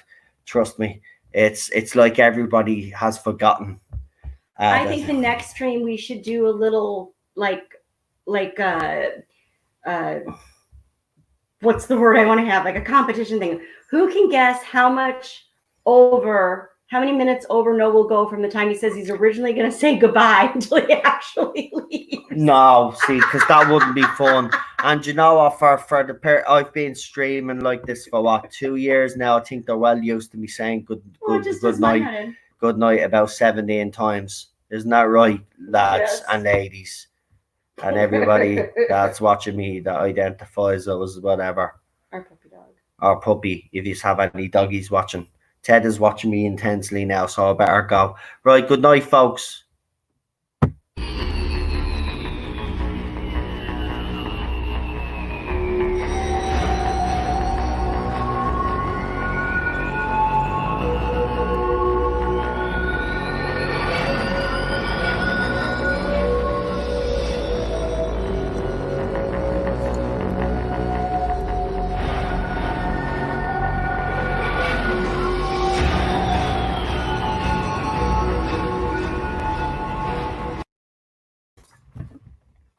Good night, guys.